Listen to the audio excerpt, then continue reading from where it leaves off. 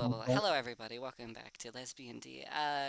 We've had 7 false starts so far. I've been coughing, and I've made a fool of myself in front of all of my friends. It's been a good month since we recorded. I got sick for 2 weeks, and I'm still a little sick. If you hear any coughing, that's just because I didn't catch the mute button in time.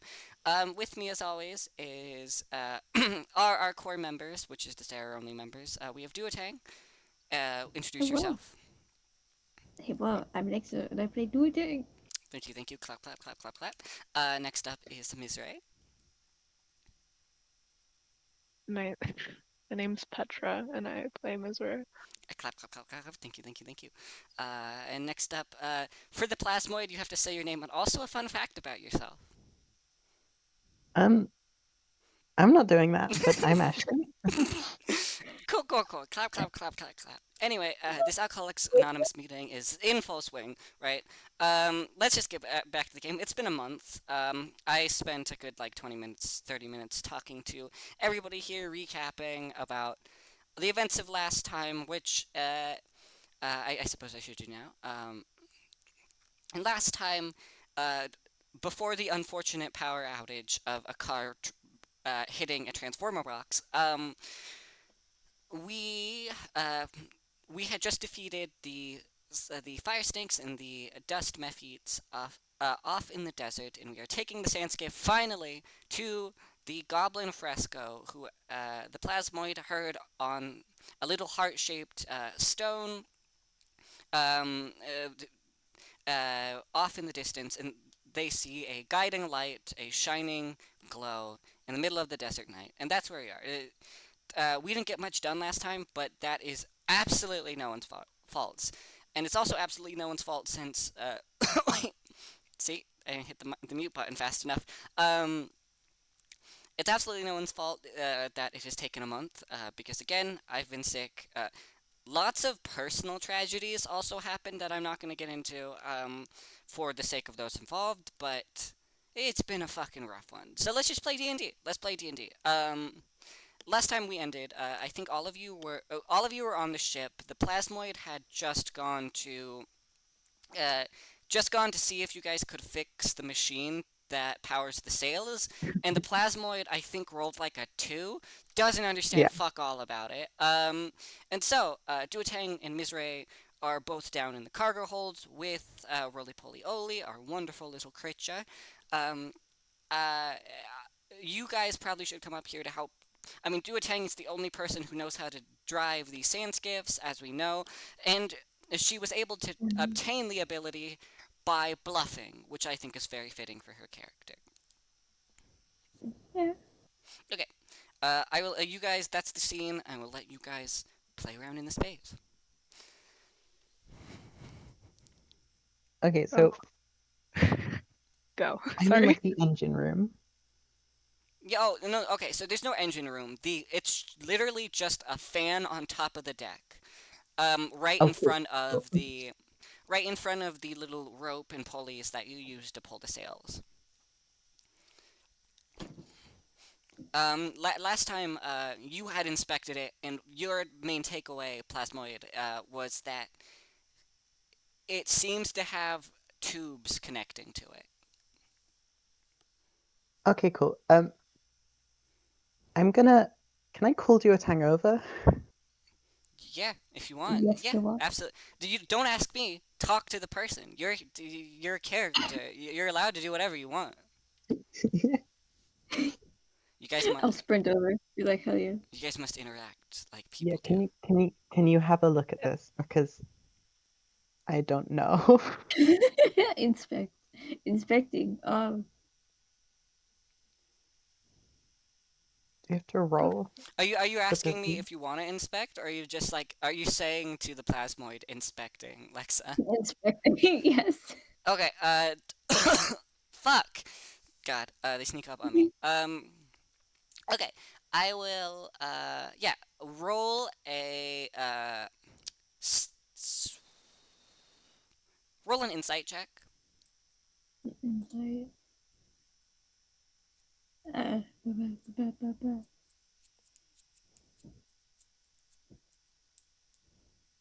Where is it? It should be. It's in the middle of your screen. The big long vertical list. It is the one. That's 1, 2, 3, 4, 5, Between history 6. and intimidation. Yeah, it's Oh, 7 down. I see. It's a I got the coughing that time. Nice. 13. Oh, Yeah, okay. With the 13, you understand. You can see you don't see like a big immediate on button, but you see attached to this big fan, like I said, those tubes, and they're leading off to a generator nearby.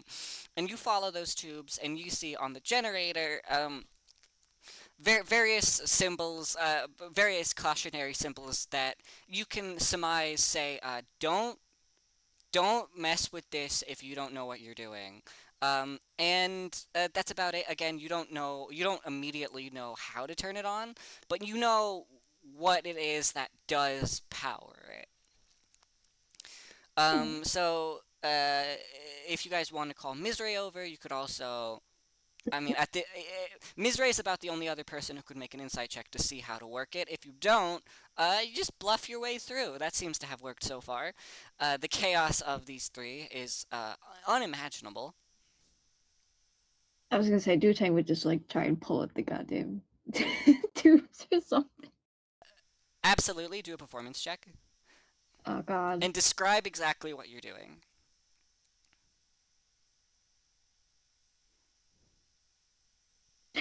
Oh no.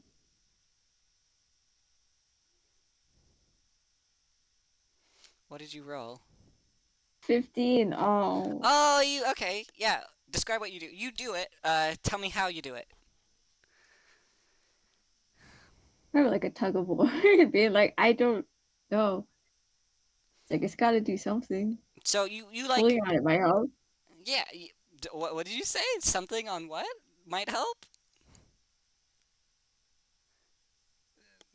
So, Hang on it. No, I didn't. No, I didn't. did you say He didn't. did you say spitting on it might help? I said pulling on it. Pulling on it. Okay. I was gonna. I thought. Okay. Anyway. Yeah. Okay. So you fumble around with the controls. You pull on various levers and wires. Uh. Thoroughly disregarding the cautionary beeping of the machine as it starts up, and yeah, there's a lot of clunking and you see some grease spill out from the bottom of it, but you get it working. Ooh. It starts humming softly, and you see the fans slowly start to turn on. So you guys have power, um, which is great. Dutang's like, Yeah, go on. Dutang's like, I knew those were just fucking suggestions. Yeah, absolutely. Hell yeah. Um, Now, no, you guys did just turn it on, and it's facing the repaired sail. So you guys started drifting forward as soon as the fan was on. Um, Oh. so deal with that as you will. Do we know what direction we need to go in? Fresco said to follow the light. You'll know at, or rather, quote, he said, you'll know at sundown the direction to go. What time is it? It's the middle of the night. And off Oh, in the distance, there's a glowing light, kind of to your 11 o'clock.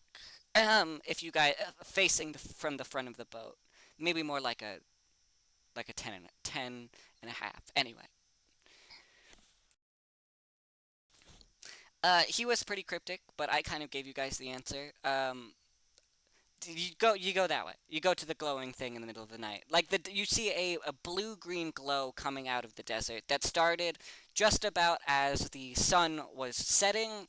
And you guys also coming from that same direction were the fire snakes and the mephites, but you dealt with those. There were those were other lights in the night. But yeah, mhm. that's what you see. So you guys are slowly moving forward to your 12 o'clock directly in front of you, and it's slightly off to your front left.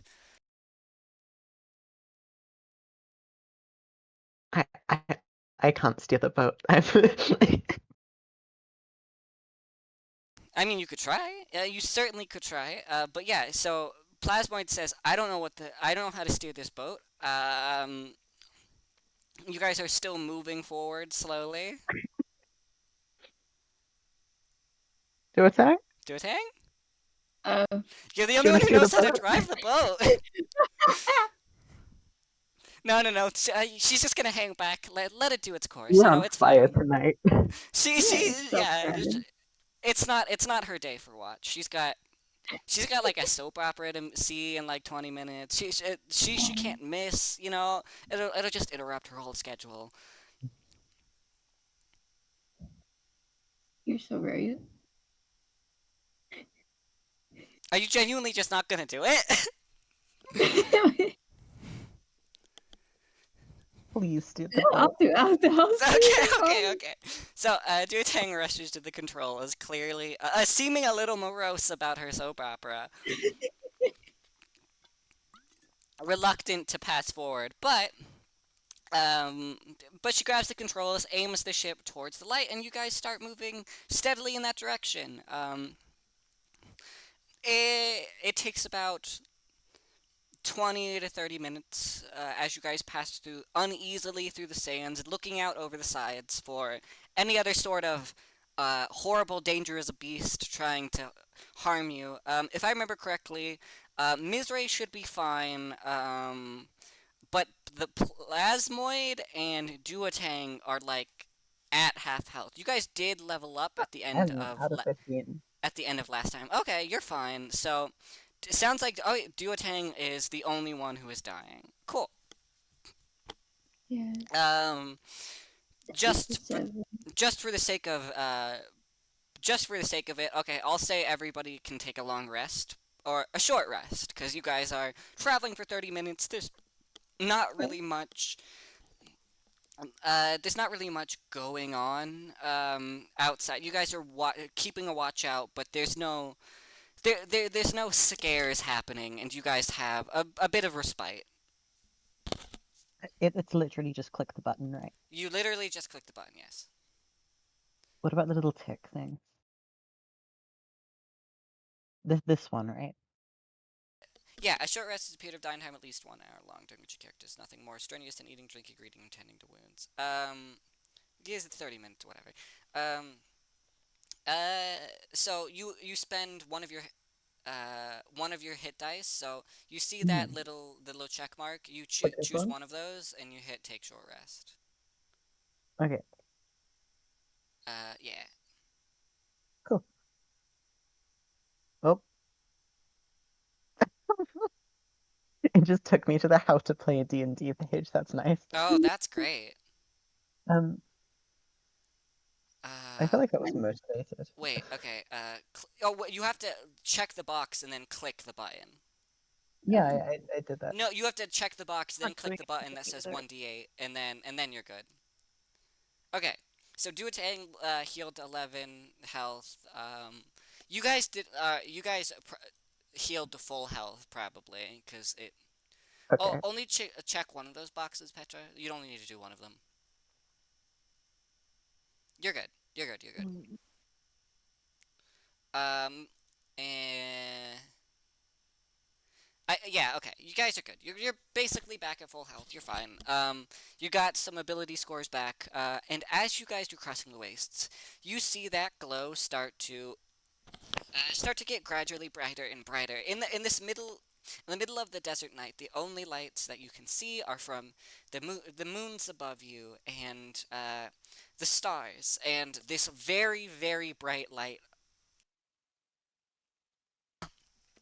along the wastes, just along the sand dunes. And as you get closer, you the more perceptive of you, which I suppose would be Mizre, would start to notice that. I guess Mizre's down in the cargo hold. Whatever. You guys would notice that. I Uh, come up to you. the. Yeah. Okay. Uh. You notice that as you get closer, you start noticing distinct shapes. You notice what is definitively a rather large building with that seems to have some flashing something or another going on. You see the shapes of like palm trees start to arise, and in the middle of this uh, uh, scene, you see a very, very brightly glowing lake. as you get and you guys steer steadily closer, you see a couple of indistinct shapes moving around near the building. There's like a cross, like a path, like a pier passing between over that glowing lake, and you see some figures running here and there. You see some pointing at the ship as you get closer, and you don't get the impression that any of them are hostile, but you do get like a frantic, worried pace among these people. So as you start to get closer, how do you guys proceed? The two of you on the deck, are you guys getting defensively ready? Now remember that the scene on the deck is you stole the upholstery from Gary, the goblin-like admin who owned this boat before, and you used that to fix the sails. And Gary also being the boyfriend or fiance of Fresco, the goblin you heard on the phone, and Mhm. also among the boat are some on the right side, planks of wood from the boat that you guys crashed previously, that it had shot into the side when it exploded. On the left side, a fire snake curled around the topmost railing that veritably exploded um, when it passed. There were lots and lots of fire damage when that snake exploded. That nearly burned a lot of the ship, but you managed to put it out. And most importantly, you guys have four dead goblin bodies strewn about the deck. Um, and remember, talking to Fresco, Fresco knows these goblins. They are seemingly employed under Gary. So I would urge whatever you guys do, um, just keep that in mind. I'm gonna wave politely. You're gonna wave politely. Okay, wave politely. Note that these bodies, by the way, are just randomly strewn about this deck. Some nearing where the fire scars are. So, if that matters to you. I kind of imagined that I would have like kind of laid them out more respectfully, but I kind of forgot to say, so it didn't happen. Yes, thank you. So that But perfectly. You lay them out kind of in rows. You use the rest of the tattered couch to like give them covering so that their bodies aren't on like full display. Um, and also so that people don't immediately notice that all of you stole crossbows from them and the rest of their like short change that they had. Um, oh my God. yeah, I bet you guys forgot about that, but I will not forget about the kleptomaniac nature of the plasmoid. I thought I just stole it from the bad men. Even though they are the bad men. They are the Sorry. bad men. You guys are doing a ruse right now. They are the Yeah, bad okay. men. They're they're the bad. They're the bad men only in the sense that they were trying to kill you. However, you guys don't really have reason to claim that you guys are the good guys because the reason you tried to kill them was you threw the goat of like a business acquaintance, ran off, set fire to the building in which they work, and then after roughing up their boss a little bit. So you guys aren't really the good people in this scenario. But No, we are because we're the ones who matter. yeah, I mean, you're the protagonists, but that doesn't mean you're good people. Yes, it does. Protagonist doesn't mean good. You guys cut off the supply chain to a small desert town. They're going to starve. You guys don't think about your actions like normal heroes, and I appreciate that. Well, whatever. Hopefully, we don't end up going back there. I know Ashley personally wants to go back there and kill the Pinwheel.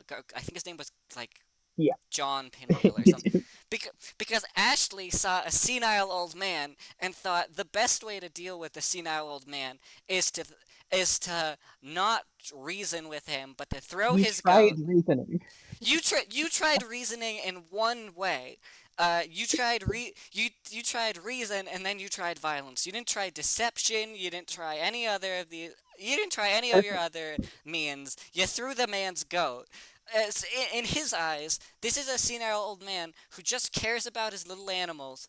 And you guys came up to him, you asked for this one thing, and he couldn't understand what you were saying. And so, because he couldn't understand, you threw his most prized possession, the only thing he cares most about in the world.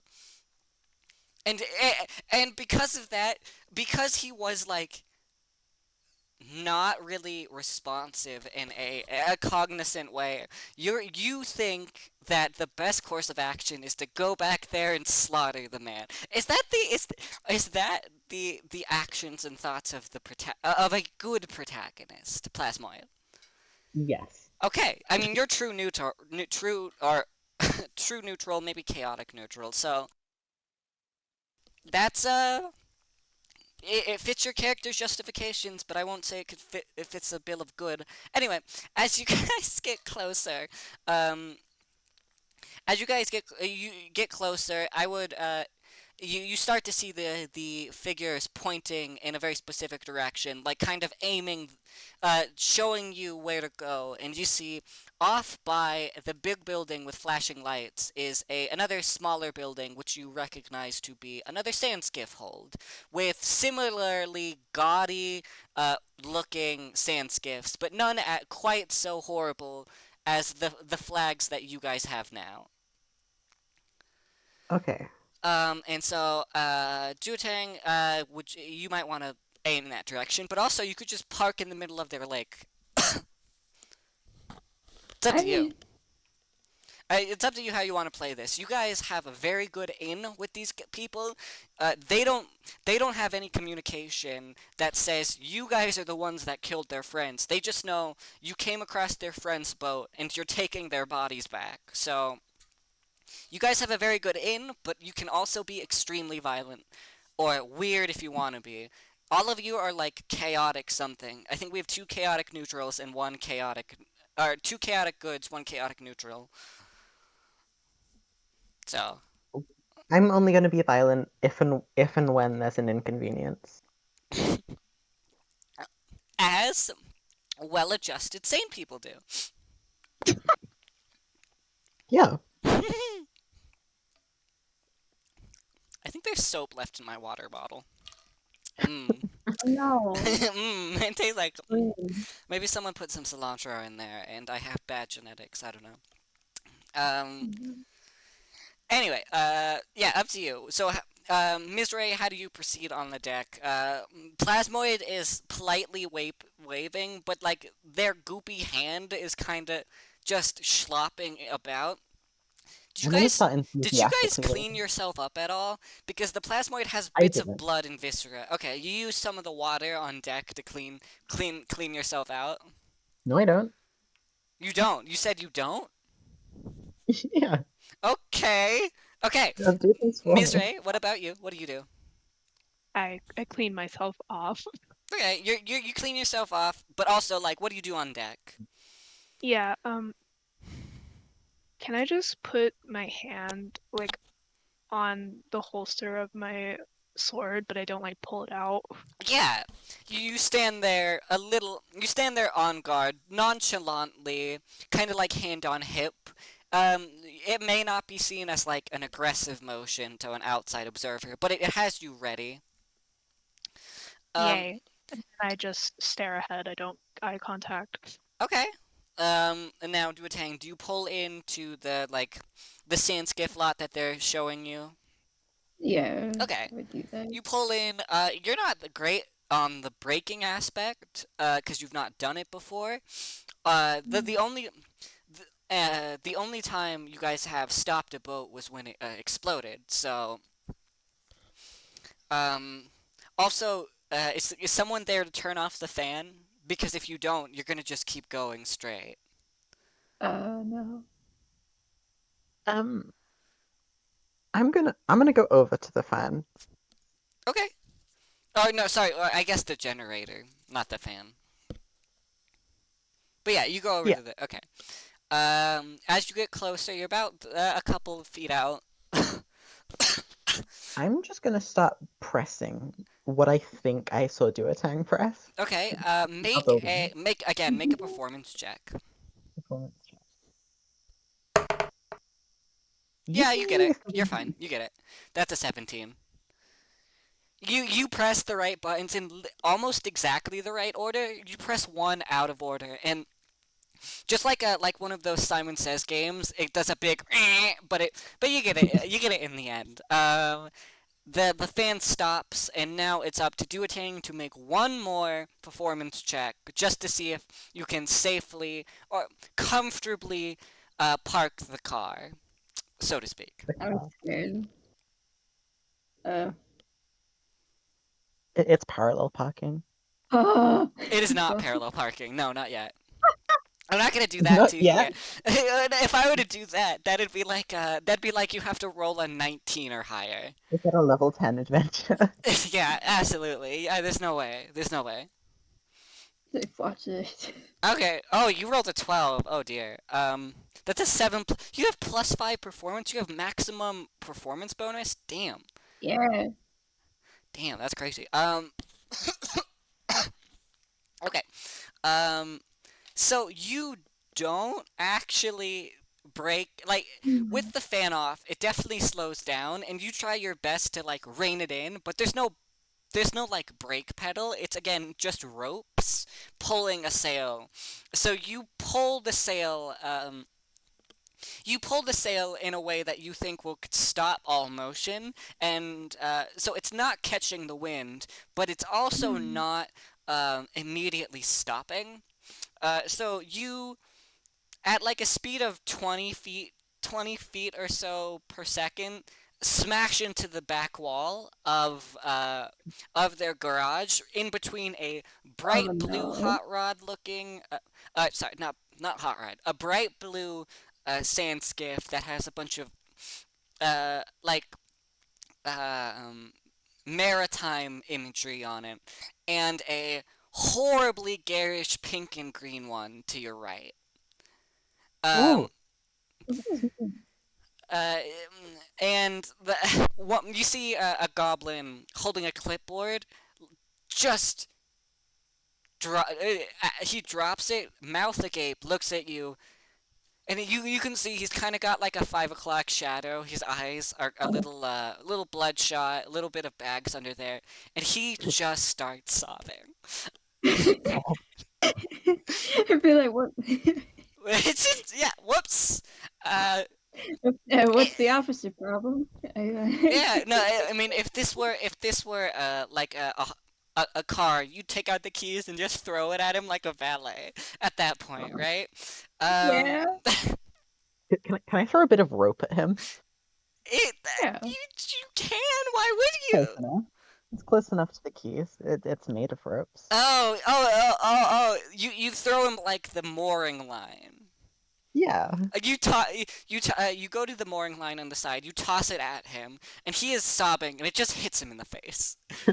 He looks down at it, and then up at you for a second, and you look dead into his eyes, and you I'm gonna see. give him like a thumbs up.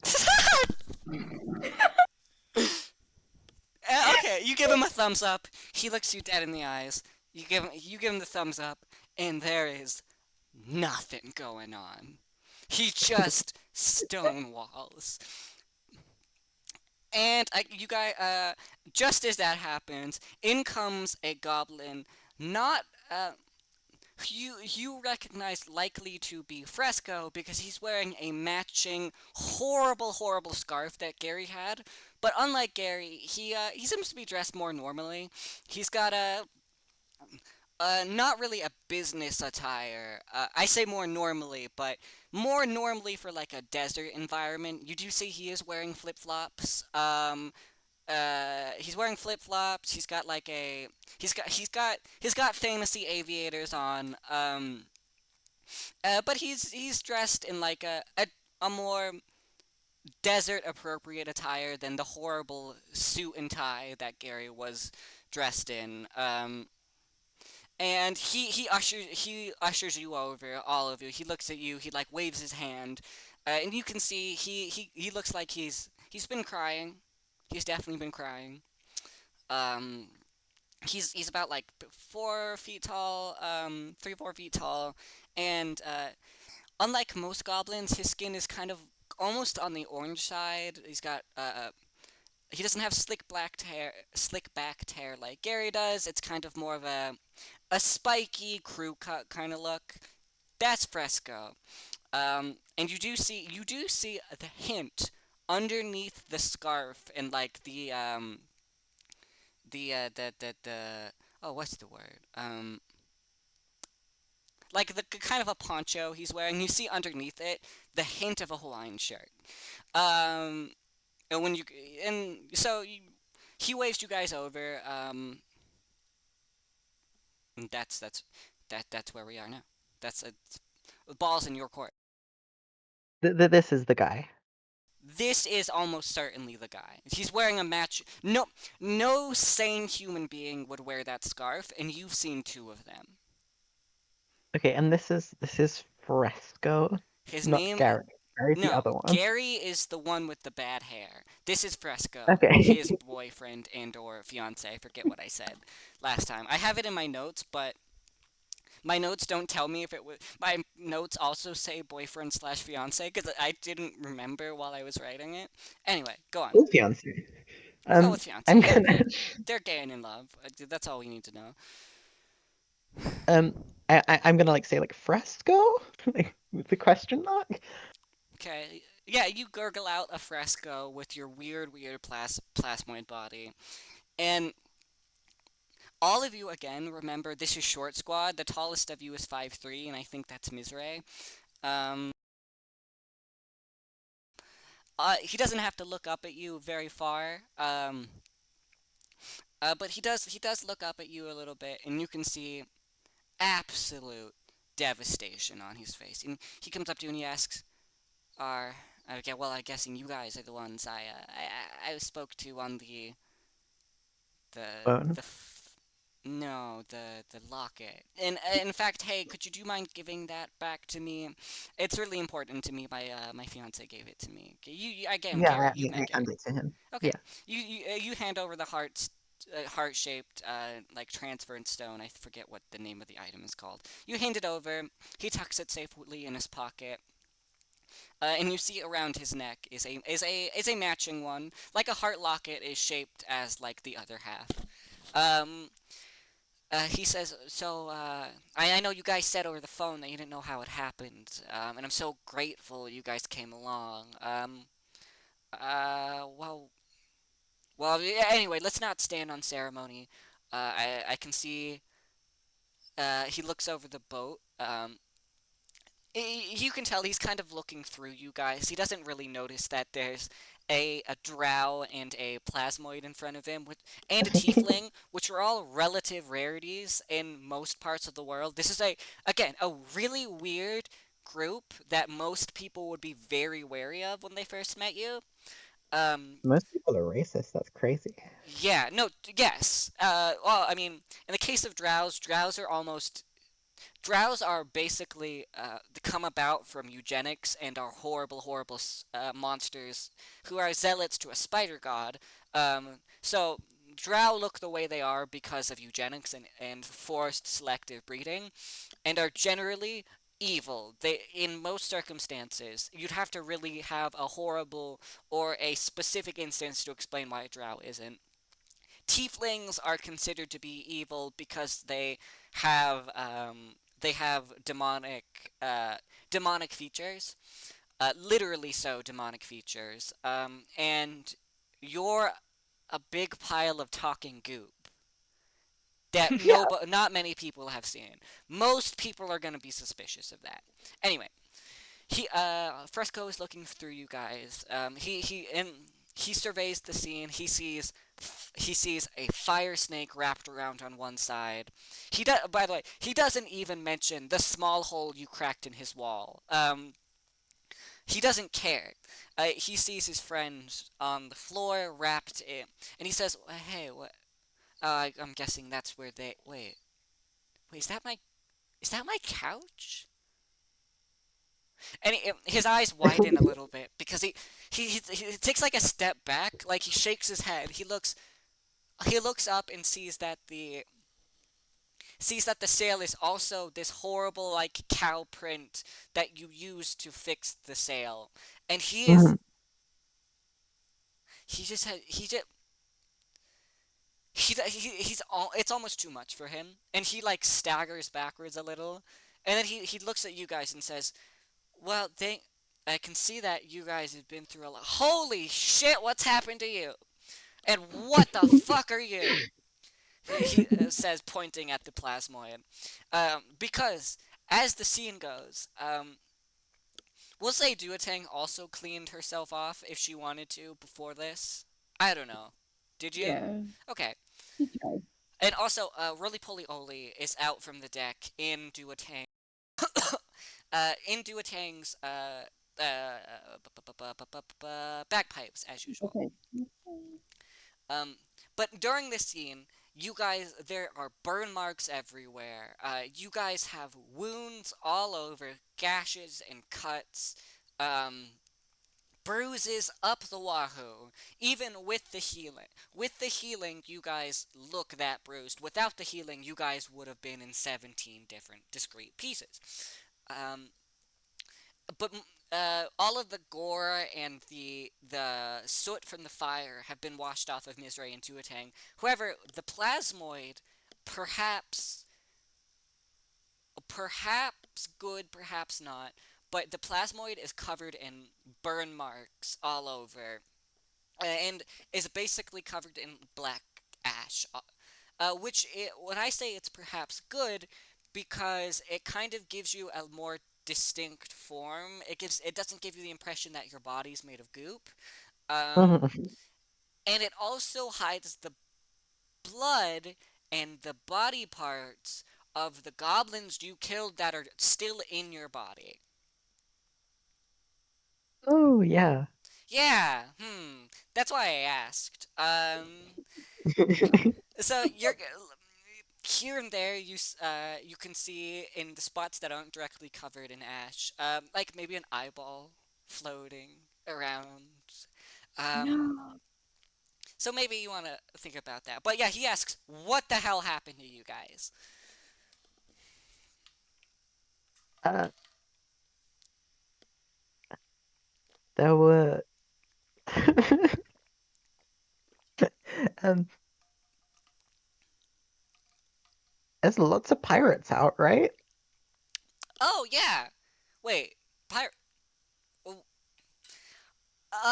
Yeah, there's a lots of pirates. When you say the word pirate, he actually gets a little. His eyes narrow, and you see. Can you guys all roll a perception check? Yeah. Thank you. 7. Cool. 3. Damn, that's good. 5. 5. That's good. We're at hip perceiving. Miss Ray, Miss Ray, what did you roll? 10. Okay. None of you notice it. Okay. But you do notice that his eyes narrow just slightly. Um. Okay. Yeah, and. uh. Yeah, it's just been a bad few days. Yeah, you know what? I do get the impression it's been a bad couple of days. Why don't you guys? Hey, okay. I thank you guys so much for what you've all done here. Why don't you guys? Let's go. Let's go.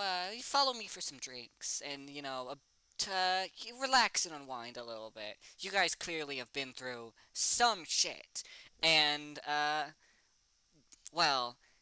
If there's ever a place in the middle of a lawless desert to find respite, this is it.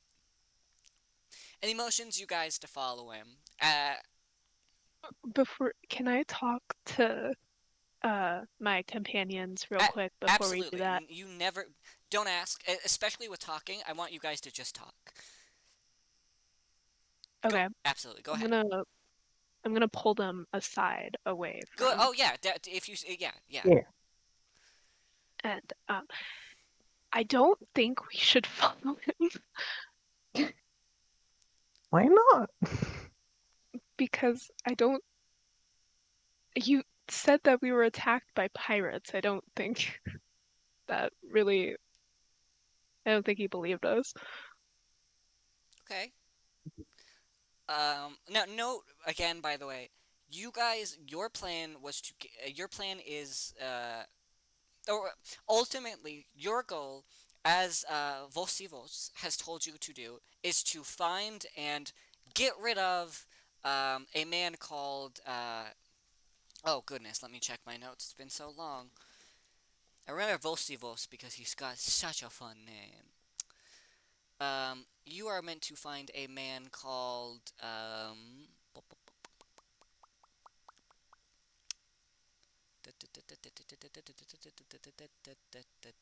Amos Brand in a fortress called Sandrock Hold. And on the way there, you guys were attacked by these goblins, and or rather, you guys don't know the way to this fortress, but what you do know is you have a map pointing you in the direction of the capital.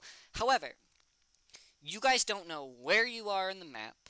You don't know, you don't have a ship. You don't have supplies. And, you at the end of the day, you don't need to go all the way to the capital. You just need to find out where this.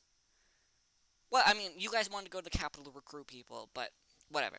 You don't know where you are, most importantly. So while you guys have this conversation about not going with him, keep in mind that you also don't know where you are relative to your surroundings or how to get to the places you need to go.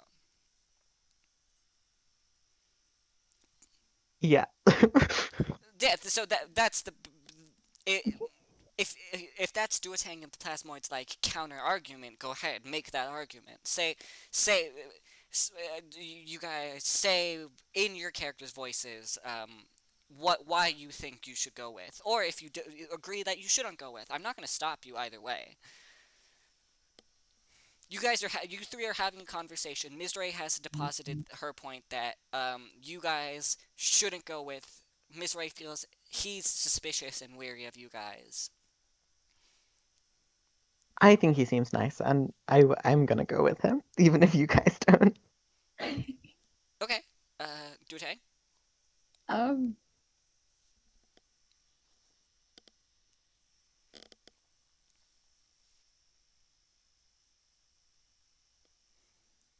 wary, but mm,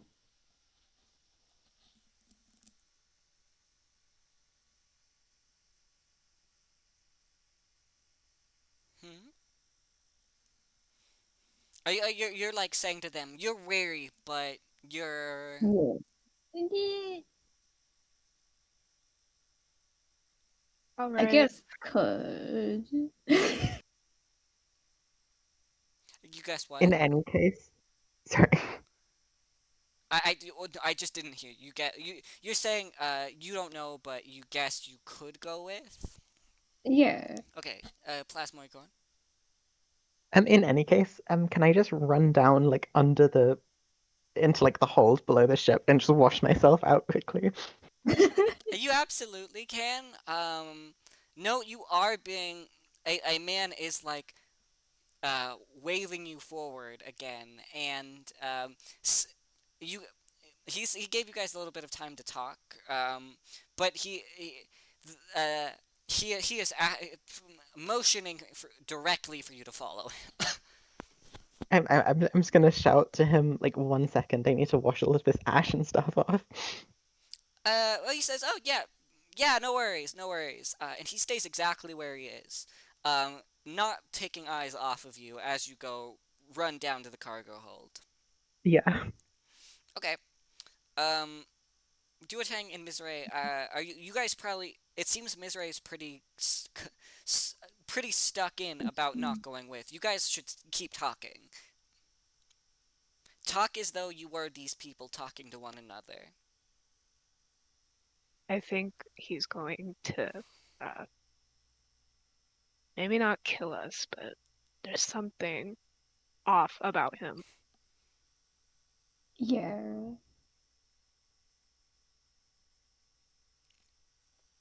So are you guys like are you both not going?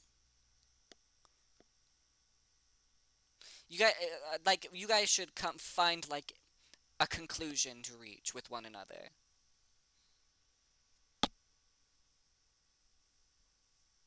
So all we know from Duotang right now is Duotang thinks both sides have good arguments, but not supporting one or the other more than. So don't want the plasmoid to go by themselves. Why? They can handle themselves.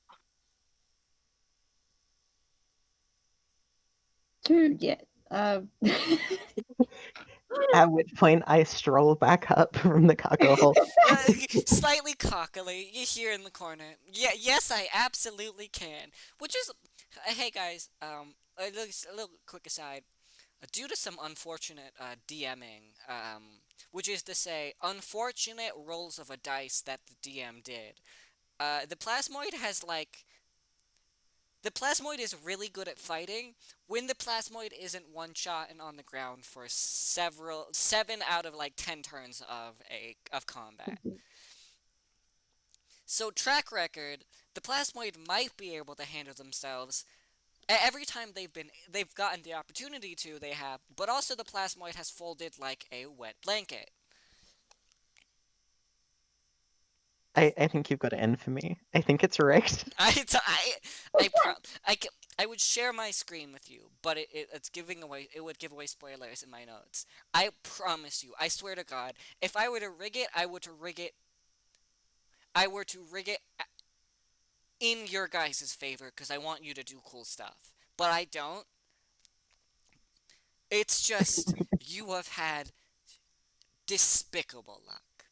Anyway, so the What plasmoid the? reconvenes with Mizray and Duotang, and um, from what it sounds like, Duotang and Mizray both say, we're gonna stay here, maybe? Okay, I'm Well, just what does the area around us look like?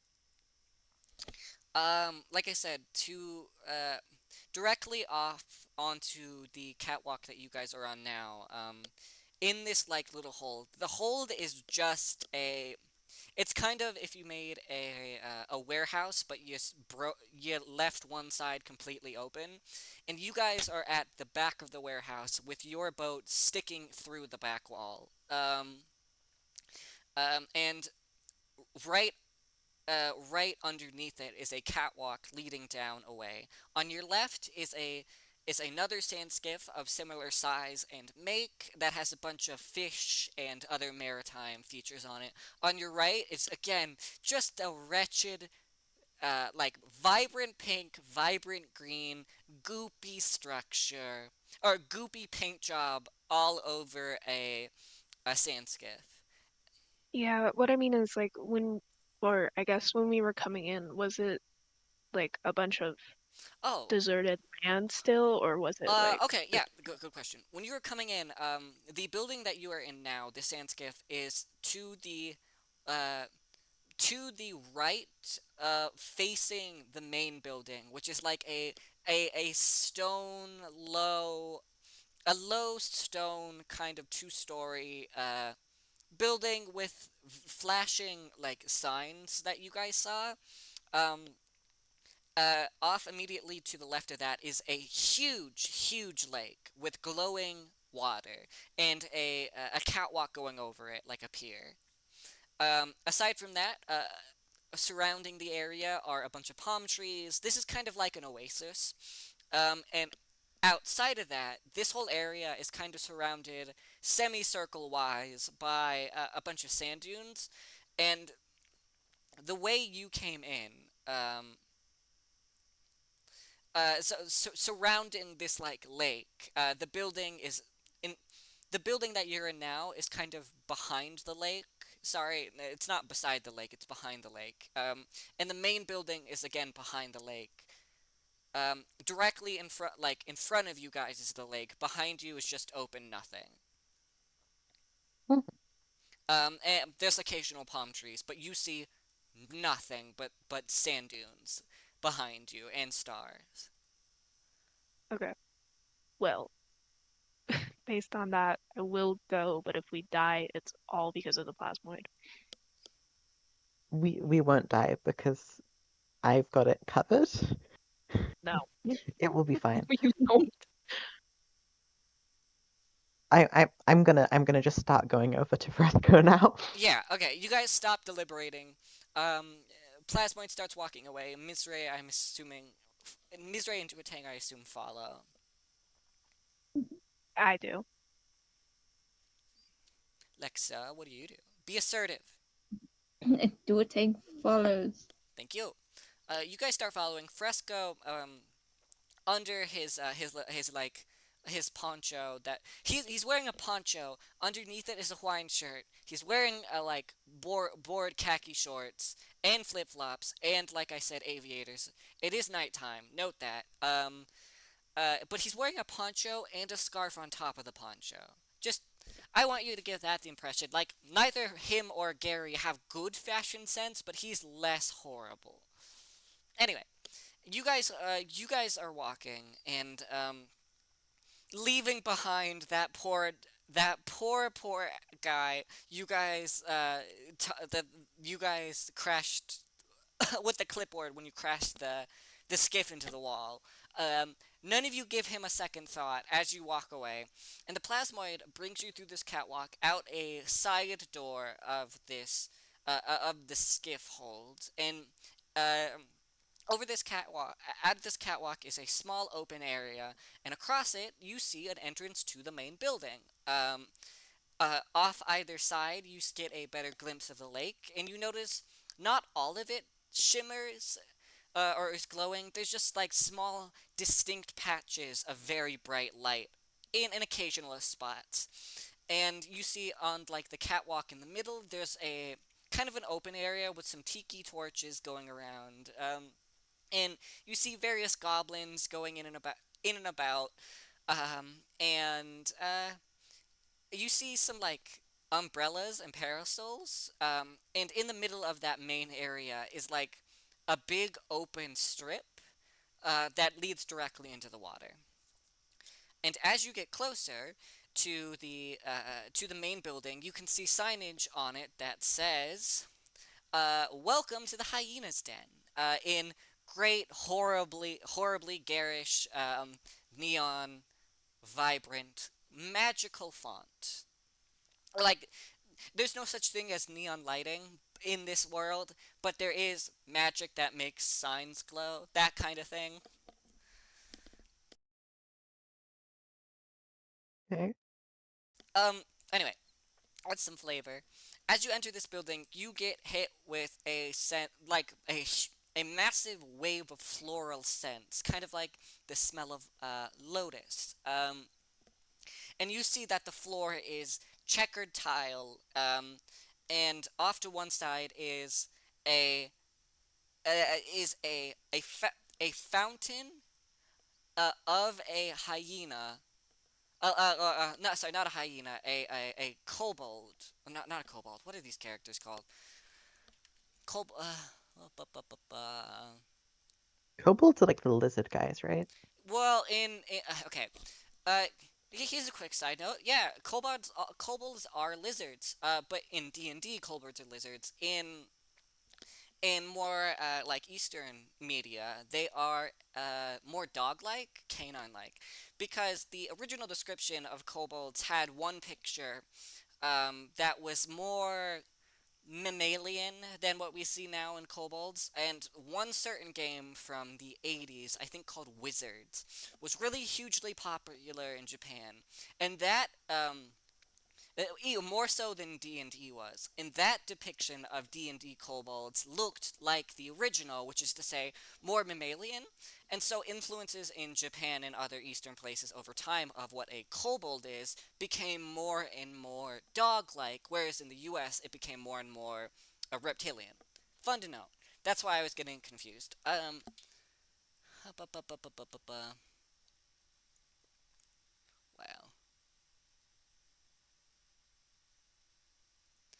Wow, I need to spell check my notes. Damn. Um, to be fair, do I do a lot of this. Okay, by hand.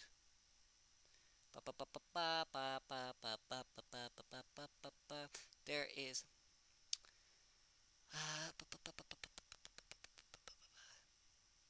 a knoll. There it is. That's the word. You see a depiction of a knoll, which is kind of like a hyena guy, girl. And knolls aren't famously what people make architecture on. If you would like to do, roll a, I guess like an history or yeah, an insight check. The rolls you did earlier with I 12. the the rolls you did earlier with the generator, the like the magical generator probably should have been perception. Insight is more like things you passively know instead of searching for things. So roll an insight check. 12. 12. Okay.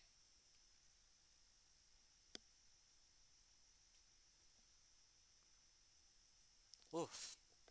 Um, 12. 12, 12, and That's well. 12, 12. Are you Oh, kidding me? What are the odds of what the that? fuck? That's frankly fairly unlikely. Anyway, okay. What you guys know is that gnolls are they're gnolls come from hyenas, and they're carnivorous humanoids that have an exceptional, ceaseless hunger, and are generally the scourge of all who come across them because they will eat everything, um, including people without remorse or care. Um, Anyway, so you see a knoll water fountain in the middle of this plaza. You see framed on either side of this like checkered marble floor, um, various lounge chairs. You see various lounge chairs. You see, and again, you see a bar. And at this bar, you see milling about a ridiculous amount of goblins. Goblins and general miscreants. You see some humans, some elves, people that look a little more rough for wear.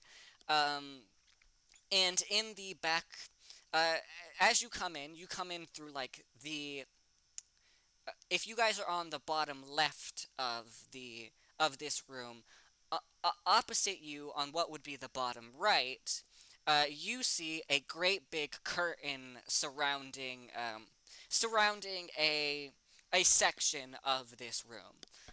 Um, and you guys get the impression that this is some sort of bar. scoundrels. What? For scoundrels? For people that look a little more rough, yes. Okay.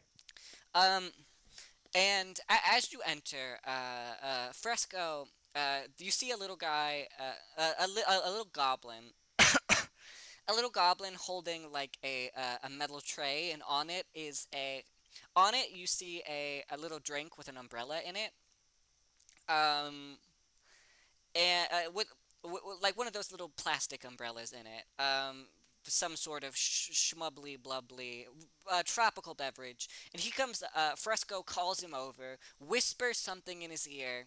Uh, he takes a look at you guys, especially lingers a little bit on the plasmoid, because now that you're clean, the plasmoid is just some big goop walking with a cowboy hat, walking through walking through their bar, and he takes a look at you.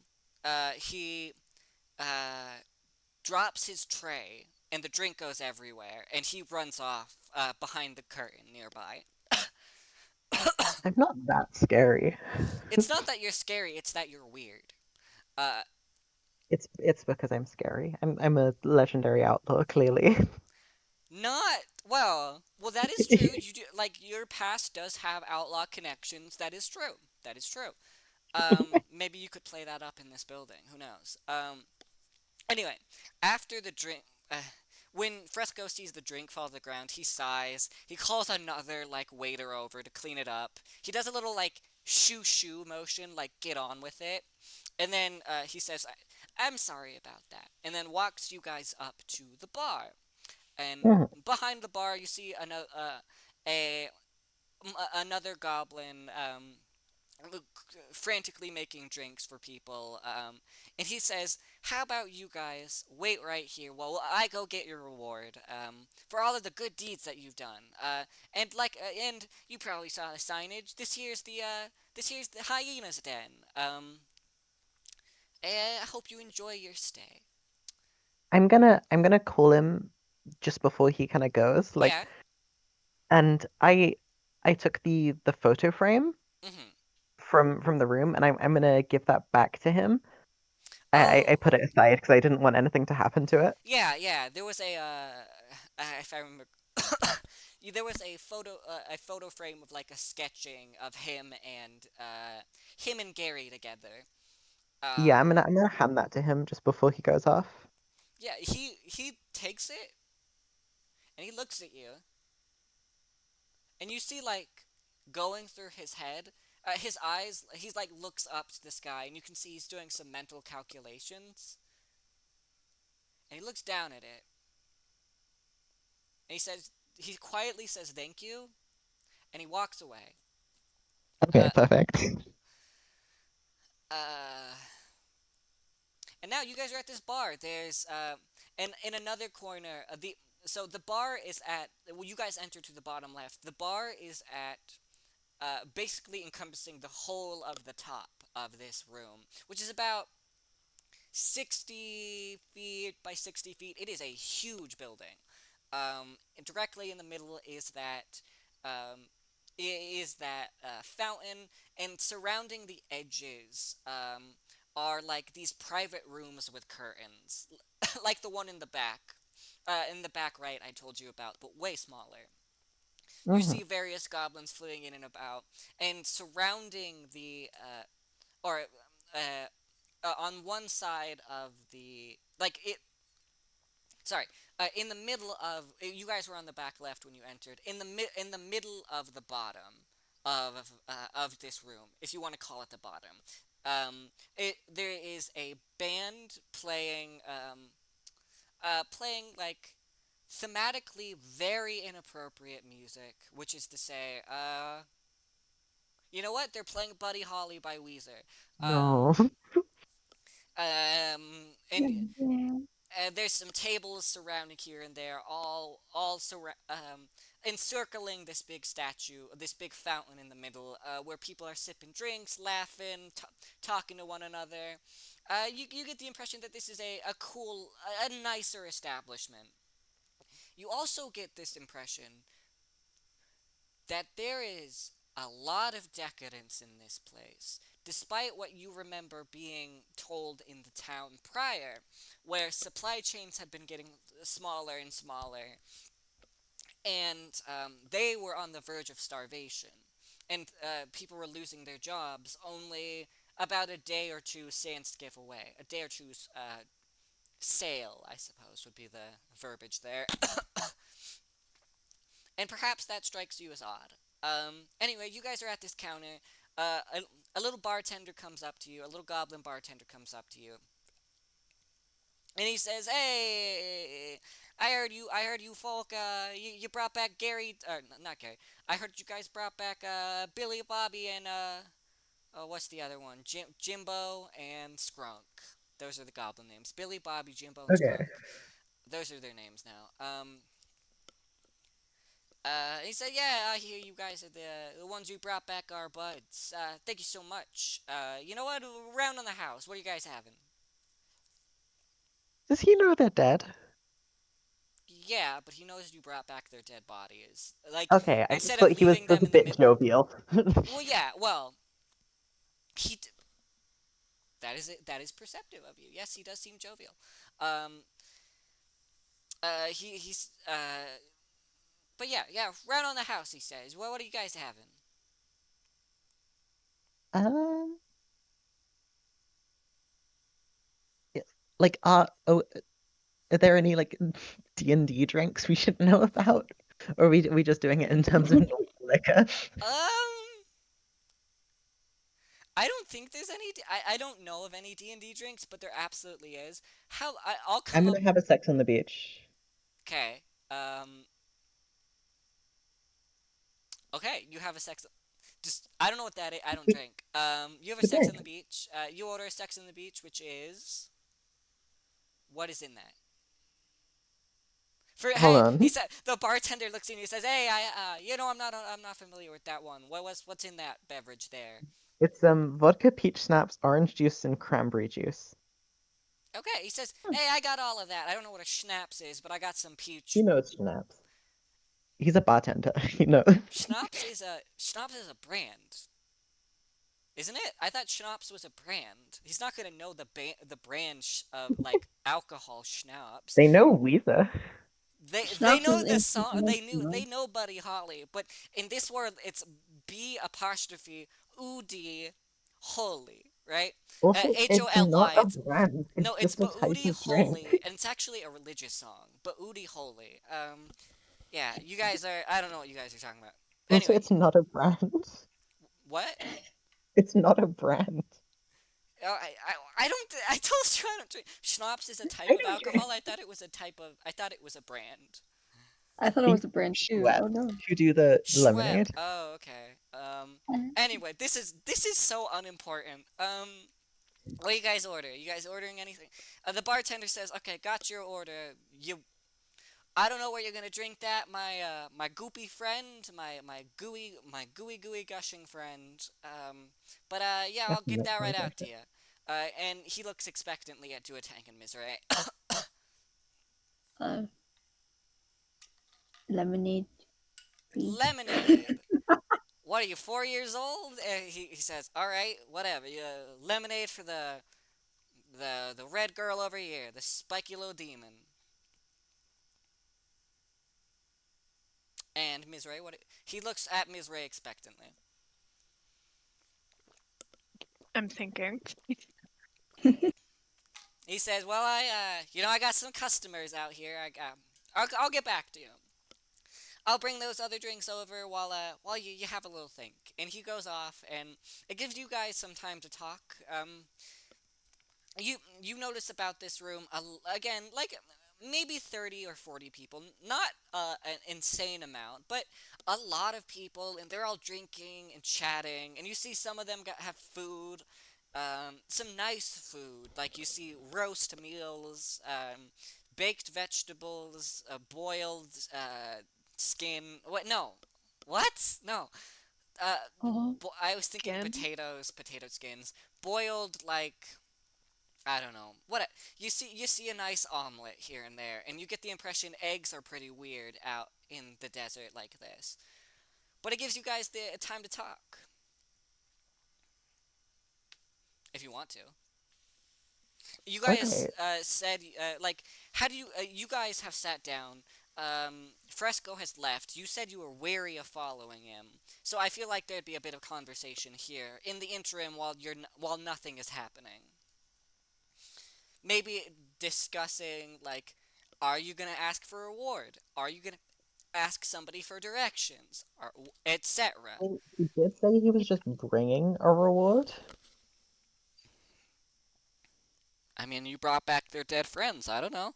I feel like if Yeah. I feel like I'd reward somebody if my friend died horribly and some passerby brought back their remains instead of leaving it there. I don't know. They are Yeah. rewarding us with a free drink. Yeah. Okay. Sure. That is true. Um. So I guess you guys can discuss if you're gonna. You guys sit there then twiddling your thumbs while thinking of whether or not you'll ask about you'll ask directions, I'm guessing, afterwards. And Um, I think we do need to ask for a way out of here because that's their ship. that's a good I point. doubt we're gonna keep it. I think they need to fix it. You guys, you guys can talk about that actually.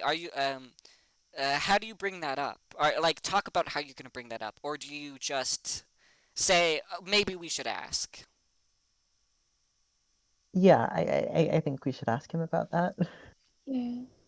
Before we do that, though, we have to figure out where we're going. Yeah, well, of course. Okay. Um, the little bartender. Sorry, my cat just smelled treats that I had in my pocket. Hello, Raspberry. Hi. He's going. Nom, nom. Okay. As the bartender gets back, he hands. He doesn't actually bring back any beverages just yet. He says, "Hey, you guys thought of anything? Hey, you weird short elf. We don't see many of your kind around here. You little angry eyebrows. What you want?" And this time he Water. doesn't look like. Okay. We got water to spare. How about a nice drink? He says. Water. He says, "Okay, angry eyebrows. Damn. All right." He says, and he heads off, and he brings back a water, a he brings back water, a lemonade, and a sex on the beach, and he hands them to each respectively. He says, he claps his hands twice, and he says, "Eat up, drink up, and enjoy. The entertainment for tonight is just about to start, and you guys will not want to miss this." I don't like how that sounds. That's very ominous. He Okay, if that's ominous, discuss it amongst yourselves. He hands you your drink, says that, smiles, walks off. Okay. How long's it been since Fresco walked off? 15 minutes, 20 minutes. Okay. Do you guys like you guys? You said that you don't like that. You feel it's ominous. Do you guys like talk about that while taking sips, drinking your drink, sitting there, maybe looking for ways out or something? What do you guys do? So the plasmoid is just happily sipping, Okay. sitting down. I'm gonna You look attain like out exits. What do you say? What do you say? Petra, and then Lexa after. I just said I'm gonna look around for exits. Okay. Is that like while casually drinking or like talking, so you don't seem like a little like you don't seem like a frightened deer looking for exits? Are you nonchalant about it? Are you speaking, you chatting, you sipping, that kind of thing? Yeah, I mean as nonchalant as you can be.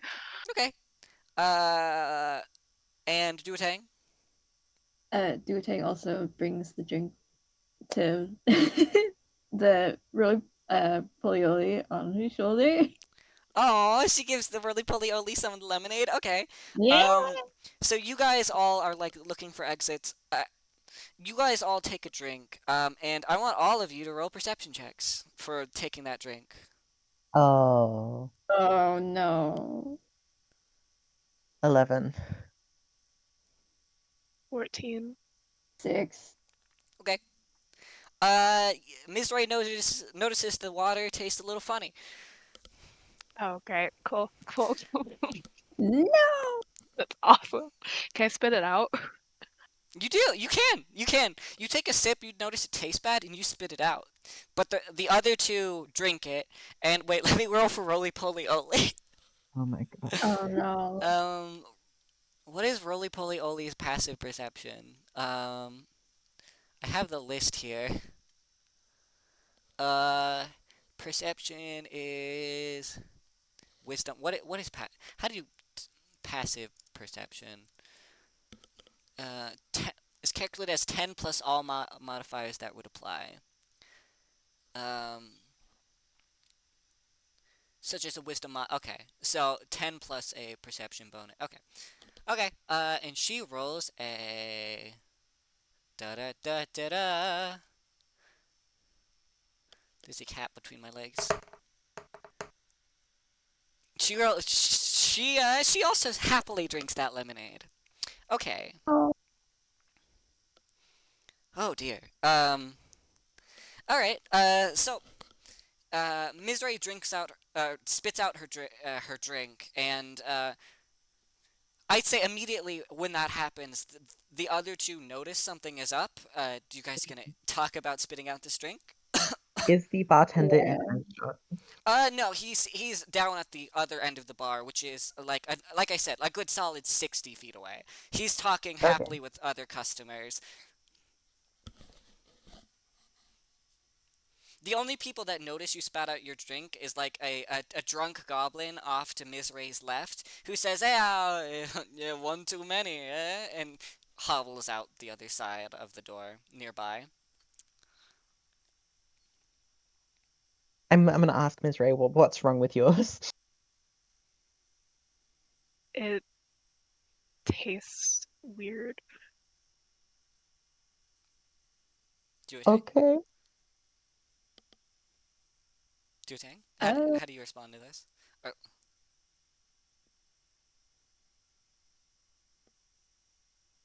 feel like it tastes weird also.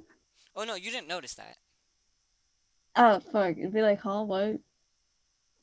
Yeah, okay. Asking like, what do you mean it tastes weird? Do a tang. Are you gonna mention that you like? You're gonna be like, oh, I fed this to my dog. What? What do you mean it tastes weird? She's just like so like. Okay. You guys notice that your drinks taste weird, and as you guys are having this conversation, uh,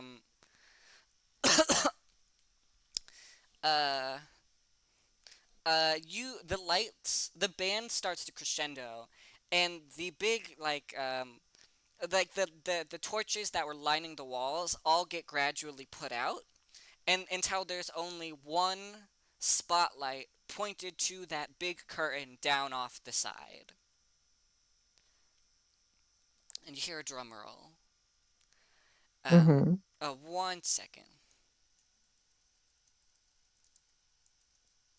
I gotta cough. 1 sec.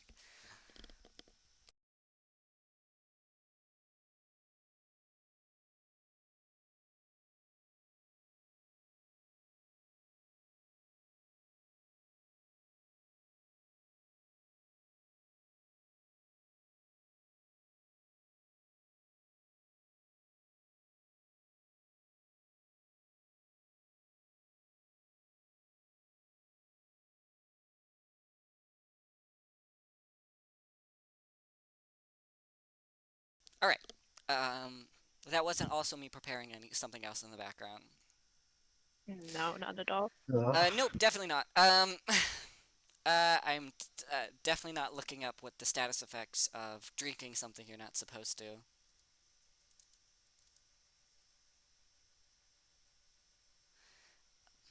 I don't like being roofied during D&D. No. Well, you guys walked into a bar of rough people, and you said these people are rough. I'm worried, and you drank the drinks they gave you readily. I don't I know. don't think about roofies much. Yeah, you're right. Okay, it's true. That's true. That's true. Okay, okay, okay, okay.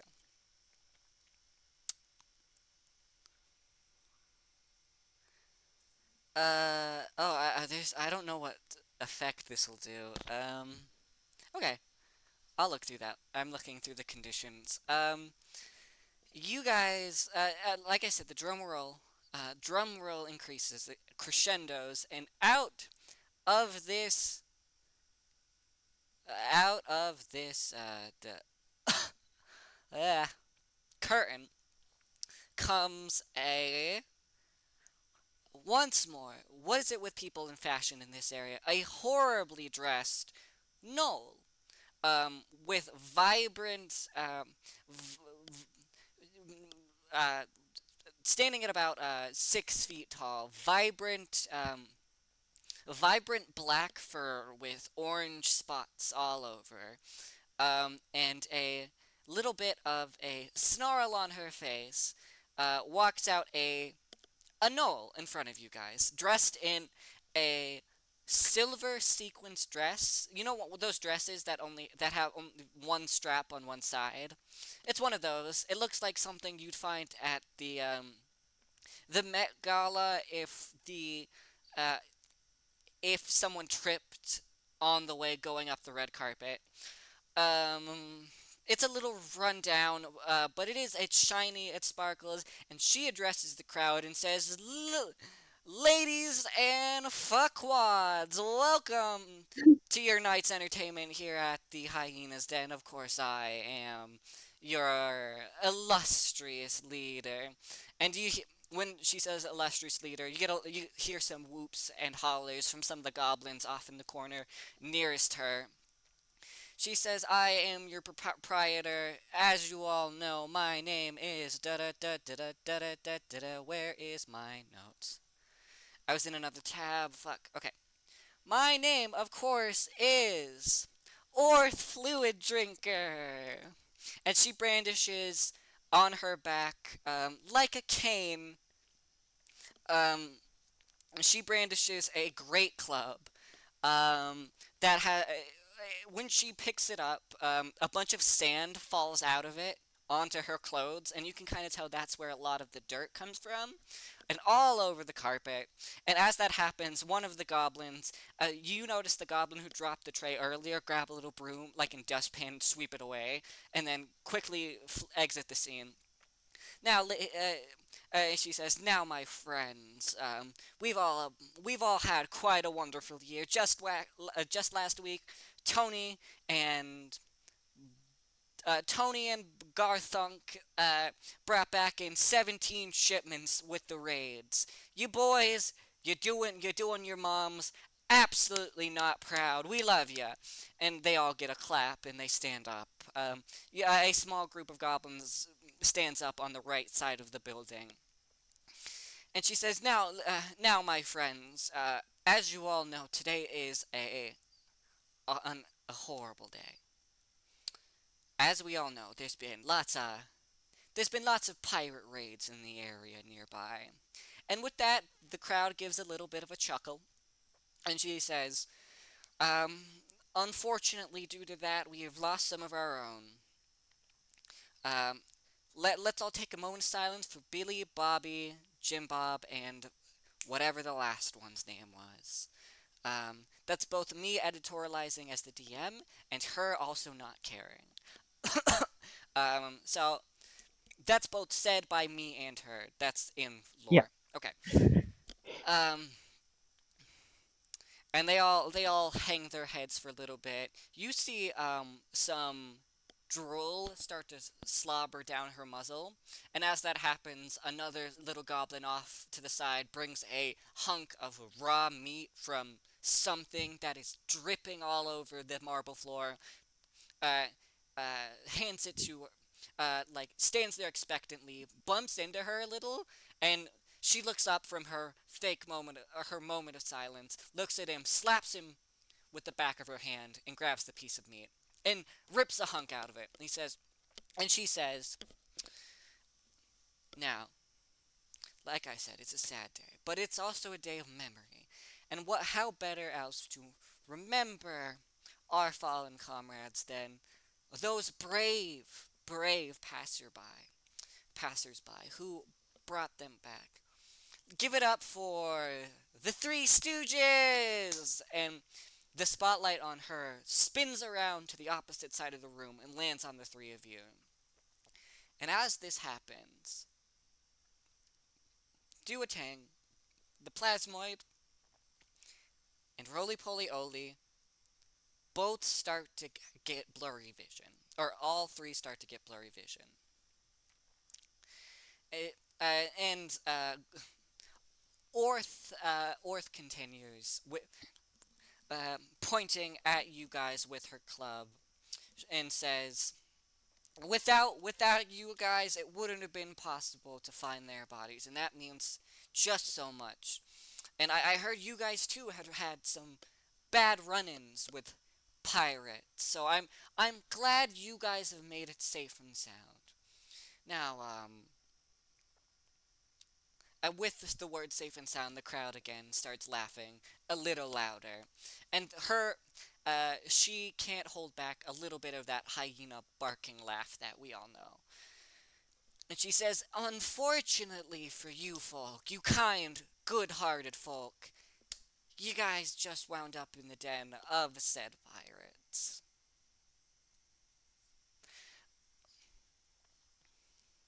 This And is why I like to kill your Well, characters normally. what? This is why you kill my characters normally. The other guy was a senile old man. This person is a woman named Orth Fluid Drinker. She's holding a great club. The other man was just a buff old dude who wasn't all there. What do you mean? Okay. And um, roly poly oly, duotang, and uh, and the plasmoid fall unconscious. Eyes go black. And the only Cool. person left, Nice. still standing, not slumped in her stool, is Mizray. And Ort says, "Oh my. Oh, it seems one of our guests didn't take her just reward, and that simply won't do. Um, I, how we we offer you such just a small modicum of our uh, gratefulness, our grace in your coming here. So let's have you finish your drink and let let and let's have you finish your drink," she says, and the bar of goblins stares at you expectantly. Not a noise can be heard beyond the flashing of the lights outside, and off in the distance, near where that catwalk was over the water, you hear some laughing. But inside the building, you could hear a pin drop.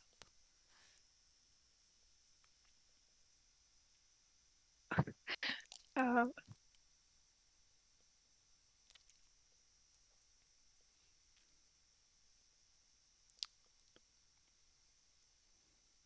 can I like chug the whole thing, but like keep it in my mouth? Yeah, you could. But yeah, roll a deception check.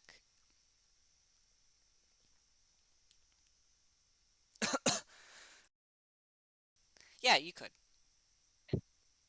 Okay, I got one, so that doesn't work. No, it does not. Yeah. You take a big. Now, by the way, whenever you say "Can I roll to do this?" and you do it, no matter the outcome, you've done it. There's no going back. And Yeah. you take a massive sip. You chug the whole thing, and you don't swallow it. You just hold it in your mouth, and your cheeks like elongate to look like a chipmunk, and everybody around you starts losing it. They are laughing hysterically, and Orth Orth does a little tut tut, but also can't help but snicker a little, and it's this horrible high pitched hyena snarl. And she says, "Well, it looks like she's a little stage shy, everyone. She's a little afraid of the spotlight. Let's give her some help." And behind you, the bartender wraps his arm around your neck, pulls you your hair back, or your hair and head back into the bar, and holds you there while two other goblins squish your cheeks. Or one holds the top of your nose, the other squishes your cheeks to force you to drink it. And I'm gonna do you resist this? Can I? If you want to, you can try. Yeah. Okay. Yeah. Roll a strength contest for me. Just roll a strength. Roll a strength roll. Oh my god. Top class. 7. Okay. It's a strength contest, so I will have to roll for these guys against that. Oh, it's not like Well, it's not so likely, good. but it could happen.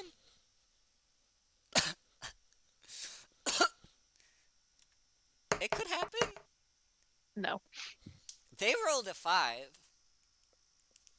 I win. You do win. You manage to. You don't wiggle your way out because there's 3 of them and 1 of you, but you do manage to spit out all of the water like a little water fountain, splashing them in the face. That's what I wanted to do to begin with.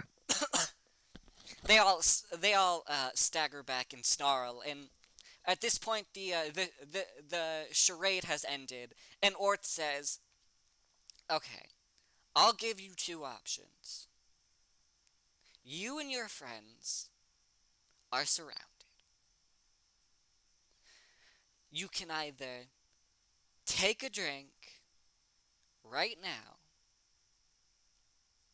like a good girl, or I can come over there and smash your skulls in. It's your choice." Okay, fine. I'll take a drink. You stand up with absolute hatred in your eyes. You grab the glass of water, or you grab another glass of water that was handed to you. Or no, it's not even a glass of water anymore. They just give you this straight poison. You grab it and you take a drink, and you teeter for a little bit.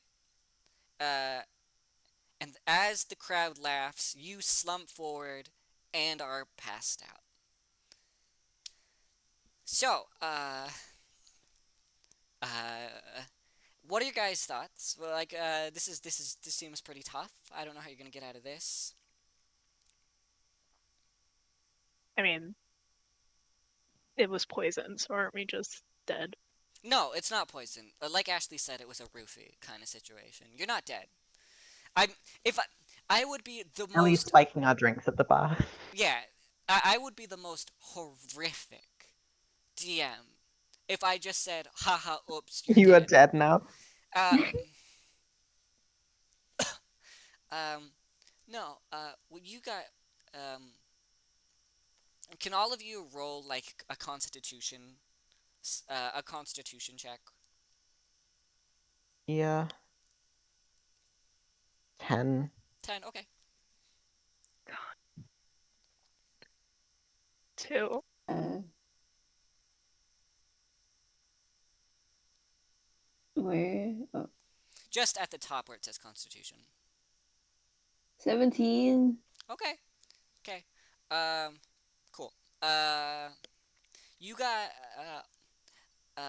Lexa and Duatang wake up first, and she immediately notices she is directly in front of that pool that you got, like that pool around the catwalk, in the middle of the catwalk that you guys saw earlier outside. And uh, you notice that it is way deeper than you thought it was, and there does not seem to be any way out. Um, all of your stuff is still on you. Oh. Nothing has been taken. After this, slowly, groggily, the plasmoid wakes up nearby in this pool. Um, so, and then afterwards, Ms. Ray does. Ms. Ray feeling especially sluggish. Um, you are in a pool under, uh, surrounding you on all sides is a wooden catwalk overlooking the area that you're in, with chairs and a what appears to be a diving board. Um, and you are in that bright, glowing water. And where you are right now is glowing. On the other edge of the pool, it is glowing exceptionally brightly. And you notice now that the glow is moving. You see the glow like shimmering back and forth at the other edge of the pool. And at the top of the diving board, which is at the opposite end of the pool you three are on, and also Roly Poly Oly. Roly Poly Oly isn't with you. She's actually at the edge of the diving board, right over these shimmering lights, being held by Orth in her sequins dress. And she says, "Finally, our captives have awoken, everyone. Now, I just have one question for you folk.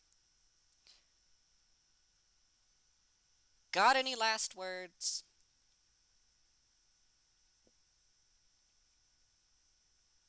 And you guys all stare at her blankly, obviously. Um, and she says, "Oh wait, sorry, pardon me. Of course, where are my manners?" And as she says, "Where are my manners?" Another aide brings her a chunk of meat, and she rips off a small hunk of it while still holding roly poly by like in one massive paw surrounding her whole body. She says, "Where are my manners? Of course, I have not. You guys don't even know what's going on, do you? Well, like I said, you guys were unlucky enough to wind up in the hyena's den, which is my kind of base of operations around here. I am what you might call a mafia boss, or crime leader, or you know, gal not to be fucked with. And uh, you guys come back with a ship of mine with stolen goods that I rightly stole, with my crew dead, and no explanation as to why. And you guys talk about the unfortunate pirates you've come across. Now, I've never been a lady of arithmetic, she says, while biting more of her meat. But I know when two things don't seem to be adding up. Oh. So, she says, so, like I said, any last words? Right here beneath me are um, some lumenfish. And now, lumenfish, I don't know if you guys know what those are. They're kind of native to this area. It's found in certain lagoons in the desert. Really interesting species, these. Beautiful as the day is long. They glow mighty brightly at night, as you can see. Well, my friends, they are not, just like me, they are known for their, appetites. And, before long, um, I will set them free, and you guys can take a little nice swim together in this little pool here. What are we like tied up or? No, no, nope. Oh, You're not tied up at um, all. You're not. You have all of your. The only thing that could be hindering you right now is all of your equipment in a pool. You're in the shallow end of this pool, so your feet touch the ground. But there, the walls of this catwalk. There are no walls of the catwalk. It's literally just it's just stilts on either side of you, holding it up around you. mhm. Um, you can see some boards on either side where that they have pulled out and let generally the surrounding area in. You guys are on this big middle section of the catwalk that you saw earlier, in the middle of of that like oasis. Far beside you, at the edge of this big area, you see those boards all around the water that you're in under the catwalk, and you get the impression that they're to keep things out. And so this little pool in the middle, it is missing its walls, but you get the impression people like to swim here sometimes. So it is not deep enough that you would be drowning, but there is no way for you to get out. But people like to swim here. People like to swim here when those boards are keeping it covered and there are no fish inside. How do they get out when they're swimming Um, if there's no way out? like I the okay, the the boards there are boards also immediately surrounding the pool that you see have been taken out with a ladder on them, like one of Okay, those ladders you see attached to the sides of pools. So there okay. is a way out, yeah. But How low down are we? where you are now, below them, you're about 6 feet below them. Okay. Um, and uh, the pool only gets deeper as you go forward in it. And right under the diving board, it's about 20 feet deep. And you And see, the board is like jutting out over it, assumably. it is. Okay. Can I act? Yeah, always. You can literally interrupt me whenever. Um, I tie a bit of my rope to a crossbow bolt Okay. and I fire at the board, kind of with the aim of sticking it in there. Like the diving board or the board that is jutting out like that, or the board that you saw that looks like it is attached to keep the pool in place or shaped. The diving board. Okay, you shoot it at the bottom of the diving board. Okay. Um. Okay. All of you roll initiative. Um, okay. 14. Okay.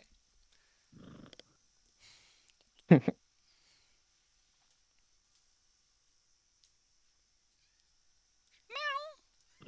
Meow. Hi, sweetie. Hi, sweetie. Oh, did you wake up from your nap? I know you're so small.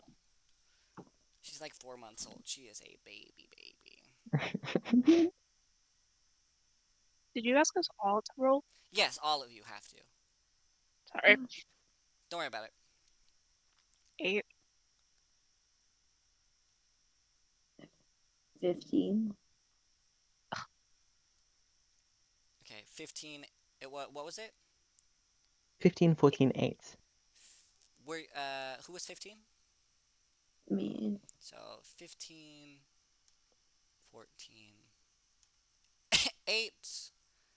No, that's -1. That's not 8. Why did that do that? Okay.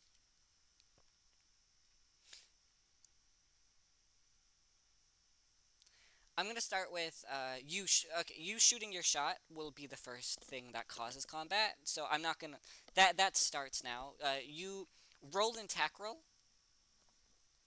Sorry, roll what? An attack roll. Oh. What did you think I said? I heard it as one word and I was really Oh, confused. roll an attack roll. That kind of thing. With the crossbow? With the crossbow, yeah. Do I need to do the hit thing? Yeah. Yeah. Well, you just roll. 18. Okay? You don't need to roll damage. You just need to roll hit. It hits. You hit the bottom of the diving board, causing a solid boing, boing, boing, boing sound. Causing causing Orth to lose her footing a little bit and stumble backwards, still holding roly poly oly. And Okay, and that's it. That's what starts combat. so the rope is now attached to it. The rope is now attached to it. Yeah, attached to your crossbow, I guess.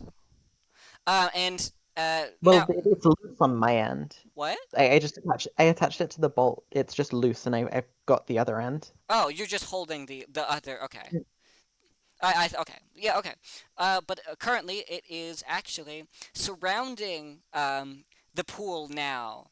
Are There were a couple of spectators watching, and among those spectators were a couple of actual hyenas. And one of them now,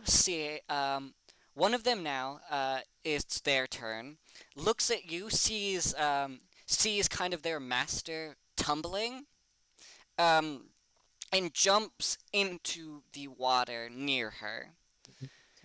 Okay. Jumping directly into the section that is boarded off from all of you that has the lumen fish in it, and is immediately picked to the bone. Cool. No, That was clever. That was good. well, hyenas aren't. They're kind of just. They're kind of like dogs that got too into meme culture and watched Joker too many times and think they're really interesting. Anyway, point is, next up is a one of the surrounding spectators looks at you, looks at the poor dog that just killed itself. Our fault. That's not your fault, The obviously. dog's fault. It is the dog's fault.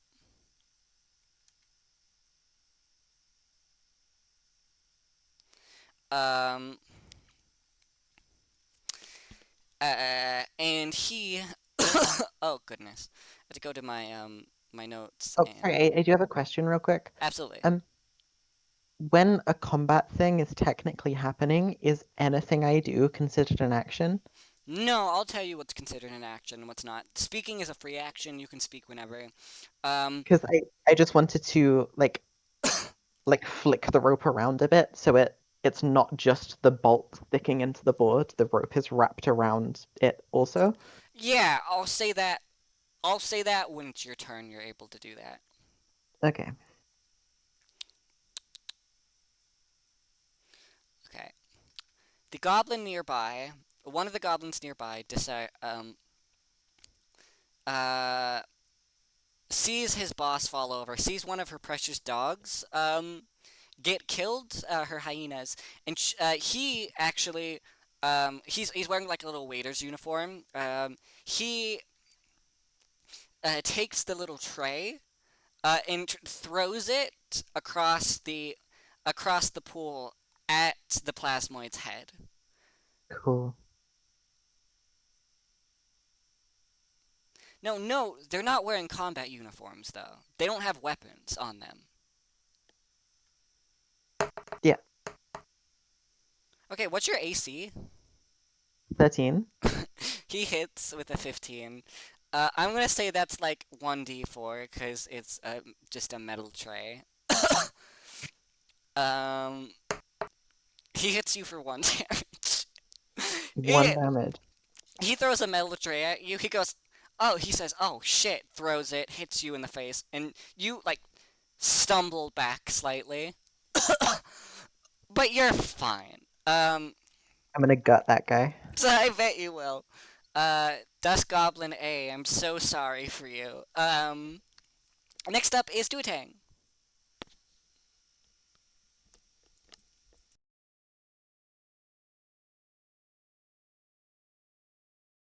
Hello? Yeah. Is it perfectly fine? It's like I have no idea what to do right now. Yeah, you Like don't I can't think of anything. you don't have to Can do. I ask if you can do something if you don't know what to do?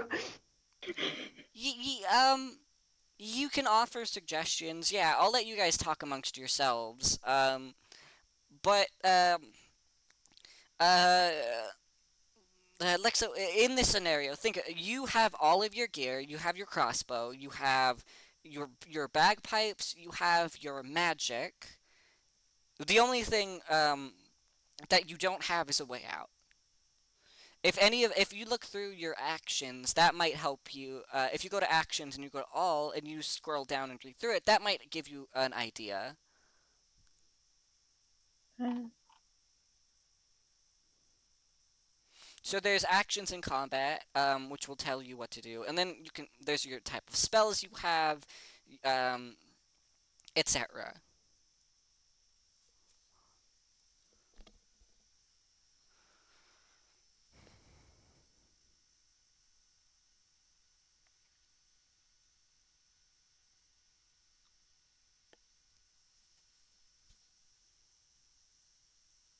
Sorry. Don't worry about it. It's okay.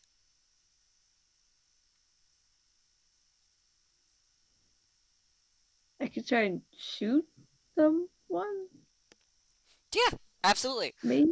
Yeah, absolutely. There is a crowd of like waiters. There's goblins in like semi-formal, either semi-formal attire or like beach resort wear. There you can see one female goblin with like a little. Uh, oh, my cat is licking the scratching pose. Sorry, with like a little flower in her hair. So you can. There are. There are two two more goblins besides the goblin Ashley has singled out. One is the woman with with the flower in her hair, and the other is another waiter. Everybody else that you saw in the main building, they've all left to do important pirate business, and they don't. Anyway, yeah, go on. They're not here. So there's two other goblins, and there are two hyenas on either side of Orth Fluid Drinker.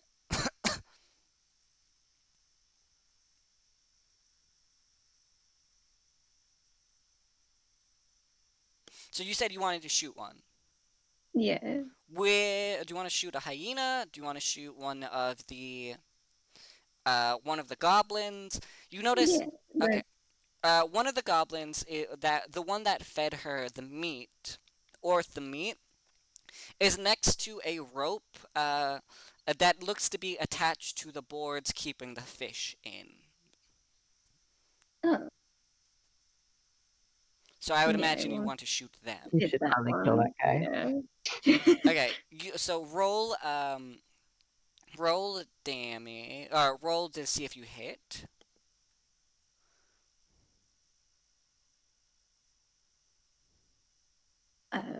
What ones should I hit? The one that says okay, the where it says attack, if in your actions where it Oh, says attack, hit DC.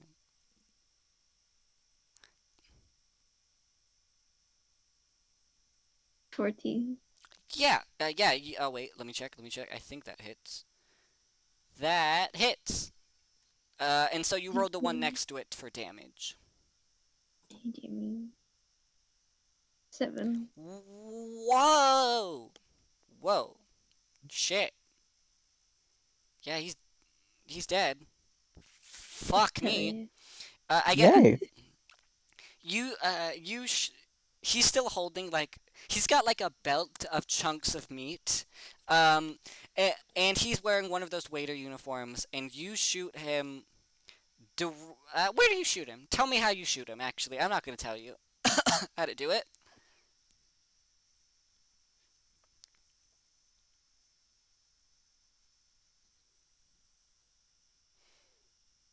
Where do you aim? Where do Uh, you aim? I guess it's like middle of the eyes. You shoot him directly between the eyes, and he sees you aiming the crossbow at him, and he holds up a little bit of the meat to try like in front of his face to hide behind, and your bolt goes clean through it and clean through his skull. What a waste of meat. What I mean, what goblin meat is still meat. It's just like it's ground together. It's a mix now. It's a mince.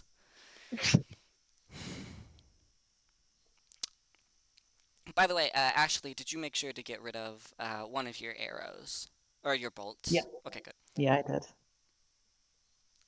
Uh, wait a minute, Lexa, you're using crossbow bolts +2.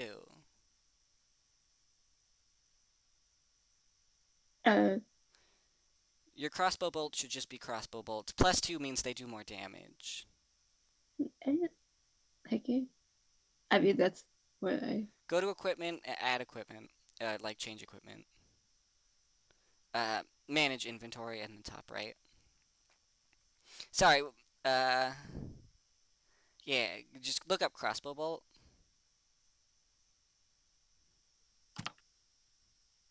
Yeah, add the regular one. Uh, this one. Yeah. Yeah. And then just get rid of crossbow bolts +2, because that's like a really good item. I'm gonna still say you shot this guy because he's not wearing armor. I'll allow it, but yeah. And then it hit. Quick question. What, Ashley? Does anybody else in this room besides the like dog woman, hyena woman, is anybody else like seemingly like particularly dangerous in combat? Absolutely not. Okay, just her and the hyena things. Yeah. Cool. No, though. No, it's not a room, by the way. It's just open sky. And Okay. it is your turn. Oh, what about Misery? No, no, no. You started combat and then you rolled an. Actually, wait, yeah. Sorry, your turn is next up. That's what you are in the order. The goblin with the flower in her hair sees both one of her friends decimated in front of her. And she shrieks and runs back to where his body is to try to grab that rope next to him. Um, she grabs it and she tugs. This is like a two-person job generally. This board is it's solid wood to protect these carnivorous fish from eating people. So she needs to roll a strength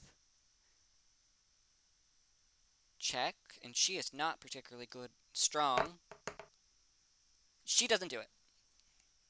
She tugs on it and then slips on the blood of the skull underneath her and falls on her butt.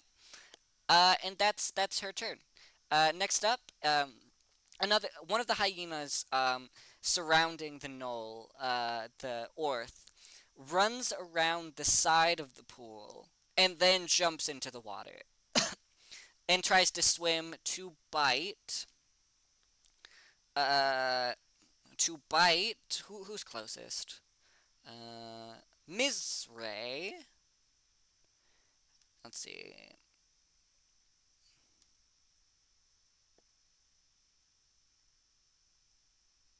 Oh, cool. Okay. Yeah. Dude. Yeah. He hits. He rolled a 21. So. One. Okay.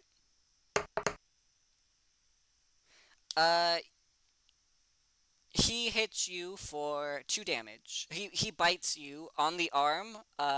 He like does a little doggy paddle and bites down on your leather armor on your arm, Misray. And he chomps on and holds there. And now it is your turn. It's only 2 damage, but yeah, it's your turn. That. What? I'm gonna stab him. Okay. Well, one of your arms is incapacitated right now, and that is it bit down on your right arm, and your character. Wait, are you a dual wielder, or are you just a gladiator or a duelist? Do you is your character Did you take the dual wielder specialization? I can't remember. Um, Go to features and traits. Fighting style. Uh, Yeah, I dual. did. Okay, so you're a dueling, not dual wielding. Okay, so Yeah. it bites you on your sword hand. So do you go to like grab the sword with the hand that is being bitten, or do you grab it with your left hand and try to cut it with your left hand, despite not being left-handed? Or Mm. or you could try to punch it with your left hand to get it off of your I'm arm. gonna. Yeah, I'm gonna try to punch it. Okay. So yeah. Oh my. That yeah. So Mizray rolled a 6, and that does not hit. You go to punch it, and like you graze the top of its nose, but it does not let go. However, you can still move and use a bonus action if you have any of those. I don't. Well, I do, but not for fighting. Okay. You could also move, but I don't know where you'd go. Yeah, I'll just stay put. Okay. So that's your turn. The other hyena takes takes note of what the first hyena did, runs the other way, runs across at the other side of the pool, jumps in the same way, um, and tries to attack. Uh, well, I guess that would be the plasmoid. Tries to bite the plasmoid, and hyenas have advantage on attack rolls against a creature if at least one of the hyena's allies is within 5 feet and isn't incapacitated. So, has an Makes advantage. sense. Yeah. Okay. Um. Wait. How does a critical zero work with advantage? It rolled a critical 0 and an 18. Or a critical 1. A critical 1 with advantage. I want.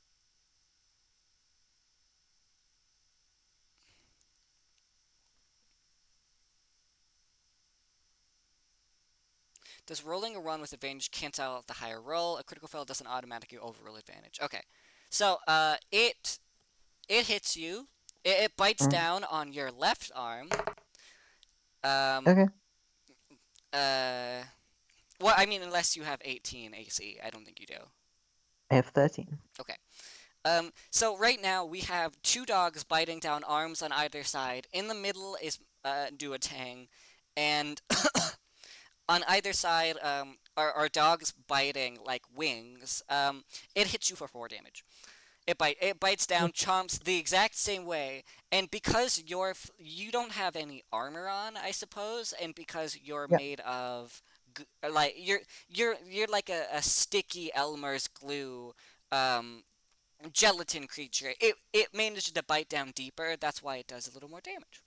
hmm Uh, Question about my character. Can I, when I'm, can I like on purpose when I'm performing an action make my body like harder, like a normal kind of person yeah, kind of consistency? Okay, yeah, yes. That's just flavor. That's just flavor. It won't change anything. cool. Um. Okay. Next up is Ord Fluid Drinker, who's cool. She is going to uh stagger forward and try to. She's going to toss a roly poly oly randomly because you have disgruntled her. She's gonna toss roly poly oly off to the side, out of her hand, which I'm going to consider to be an action. Okay, she tosses roly poly oly. Um, Jesus. Uh, she tosses roly poly oly randomly off to the side, and she lands just like barely on the catwalk back to the back to the main building, like a solid 30 feet away, right, like uh, just inching right before falling into the water nearby. And now it is her turn, and she is going to try to scamper back. However, she is not especially quick. She's gonna sprint back nearby, and she is bright red, and she is screaming. If we, you know what? Let's just add a little bit. That's kind of something like this.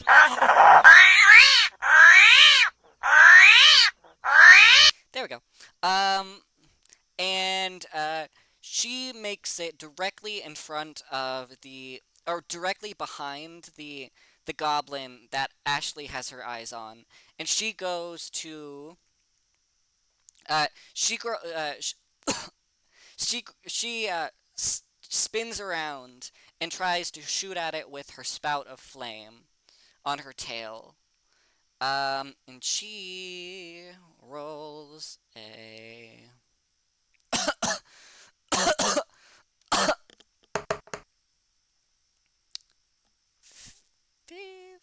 15. Their armor class is 14. Hits, sets the goblin on fire for 2 damage. Okay. Okay. I'm sorry, Ashley, but the goblin you wanted to fight is hurting a little bit. That's cool.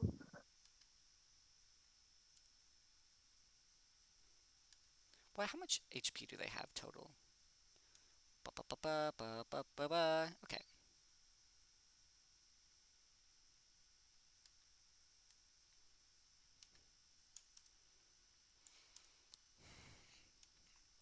Okay.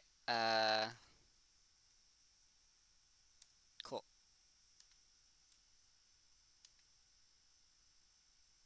And now, top of the order, it is that goblin again, and it is going to, with its like its little waiter pants set aflame, it's gonna comedically slap its butt, turn around, and run over to Roly Poly Oly and attempt to kick her into the water where you guys are. Actually, no, into the water away, the opposite direction of where you guys are. He rolled a.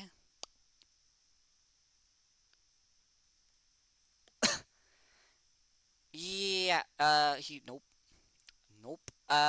He goes to kick her. Uh, his foot slips off to the side, and he Charlie Brown like kicks his legs in the air and falls on his butt. There's a lot of butt heavy with this guy. Next up it is Duotang again.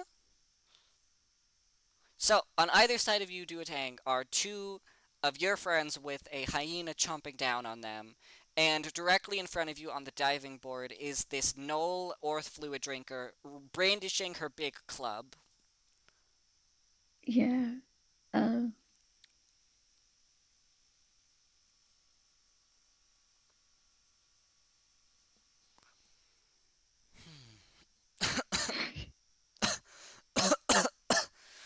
I'm not sure if vicious mockery would work or like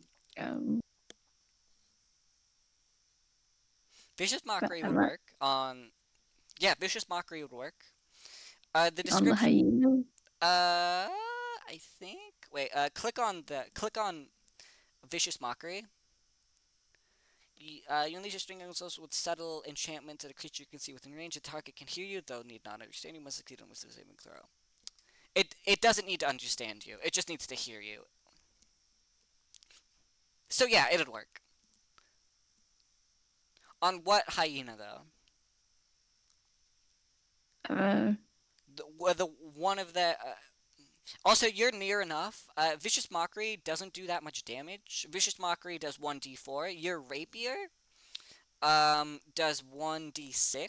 So if you were to stab someone with your sword, it would do more damage at this range. yeah, I was thinking either shoot them or Shooting something. them wouldn't be necessary. I would give you disadvantage because you guys are right next to each other. That'd be like trying to hit uh, and your friend is attached to it. It's like it's trying to hit a moving target within that's 3 feet away from you, and wiggling very hard. But you could also shoot the if you want to use the crossbow or vicious mockery on the knoll orth that would maybe work because you couldn't hit her with your rapier. What other spells do Yeah. you have? Um, Also, you have bardic inspiration, which you could give to someone, but I don't know if you need to. You have thaumaturgy, which just does like a bunch of fancy lights, I think. First level, you have Earth Tremor, Fey Fire, Healing Words, Speak with Animals. You could use Speak with Animals. like, hey, fucking stop. Yeah, I and then you just roll like a persuasion check. And uh where's your persuasion? That'd be fun. Yeah, you got a Uh, +4 persuasion. You can do you want to roll Speak with Animals and then speak? yeah. Okay. Yeah. So you cast Speak with Animals. That means one of Right. your spell slots. You don't need to do anything for that. You see that where it says first level on the top. If you, uh, Oh, no, no, okay. no, no, no. Well, yes, that too. But uh, right underneath that, where it says first level, go directly to the right of that, and it'll say slots. Those three boxes. Just Yeah. check one of those off. Okay. So you use two spell slots. Now you can speak with animals. What would you like to say? It's fucking stop. It Okay. hurts. Stop Roll. biting friends. Yeah, sorry. Could you repeat that? Sorry. Stop biting friends. Okay, yeah. Roll a persuasion check. Sick motherfuckers. 21. 21. That. I guess I do a a contest there. I will contest that. One of them rolls a 3. Get fucked. One of them rolls a 1 or 7. So they don't resist. They say friend, and both of them are they're still doggy paddling, but they let go, and Yeah. they look at you and say friend, and their tail starts wagging. Both of them soaking all of you. Oh. And next up is Miss Ashley. Okay, so the chain is off me. Yes. Can I secure the rope now? Yeah. That can be like a. I'll consider that a bonus action. Cool. Is climbing up it a That is an action. Okay, I'll do that. Okay. Roll an athletics check. Athletics. Oh fuck. 13. Okay. Describe how you are climbing it. Um, And I'm assuming you're okay. tying another end of the rope to like one of the support beams in this water. The support beam is holding up the walkway, right? You're not just having the rope Yeah, be okay. I assumed so, but yeah, okay. That's what. How are you yeah. climbing up it? Um, I'm kind of like it's hard to think of in terms of goop, but like in terms of a person, Yeah, it would be always think like in terms of a person. yeah, like kind of using like the like thighs down to knees to kind of pinch it and Oh, then so you're kind of hanging upside down on it. Or are you on top of it doing that? yeah, I'm upside down on it. Okay. S Um, and I'm just kind of using upper body to kind of feed it so I can move up. I see. So like you're pulling hand over hand and your legs are looped around it. So you're like sliding Yeah, your for body secure. upwards. Yeah. Okay. With a 13, you make it up about 75 or yeah, 75% of the way. Um and you're holding there. Directly above the lumenfish, actually. Uh, I so a six I with this because it's a diving board and it bounces up and down and I would have done a complete success at 15, so I wanted to give you a little bit. You didn't just fail. okay. That's me not holding it out for you. That's just me trying. That's me trying to make it both fair and fair to the game's rules, fair to you Yeah. and the rules. Okay. The goblin that had who was trying to pull the rope, the female goblin, gets up again and tries to open pull uh tries to pull this rope once more to let these fish out. And again, I'm gonna give her disadvantage because her feet are now slippery. Okay, good thing I did that. Good thing I did that. She rolled a 12, and also a nat 20. She rolled a critical 20. However, I'm gonna say because a nat 1 doesn't change disadvantage advantage, a nat 20 doesn't change disadvantage. So a nat 1 with advantage means you take the higher result even if you get a nat 1. Nat 20 with disadvantage means you take the lower result even if you get a natural 20. I think that's consistent and fair, right? Yeah, I think so. Okay. I was gonna say I don't want it to sound like I'm cheating. I'm just trying to be consistent with what we talked about earlier. So What she do the actual rules say? Do they mention the disadvantage? uh I I looked can it look up. it up. Oh, cool then. Cool. Well,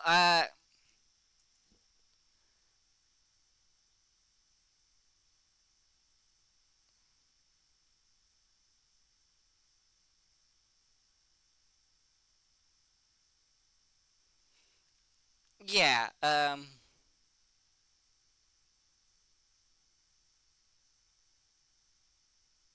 Yeah, unless someone rolls the other, unless it was two nat 20s, it's the lower roll. Okay, cool. So it tries again and manages to this goblin manages to get better footing, and she pulls it slightly, and about two or three of the fish swim out underneath it, um, and veers directly to you all. But they're about like 30, 10, 20 feet away, to 15 feet. Um, they are not near you yet, and there's not a lot of them. But she manages to open it a little bit. Because again, a 15 would have been opening it more. Uh, she rolled a 12. One of the hyenas now don't know really what to do. It's one of the hyena's turns, and it looks up at Duotang and says, uh, it says friend once more, and its tail is flashing, and it just kind of doggy paddles over to you and nuzzles against you. Um, Oh, and it is Mizra's turn. I feel I should say that I do need to go in 20 minutes. Oh yeah, we're just we'll finish soon then. Okay,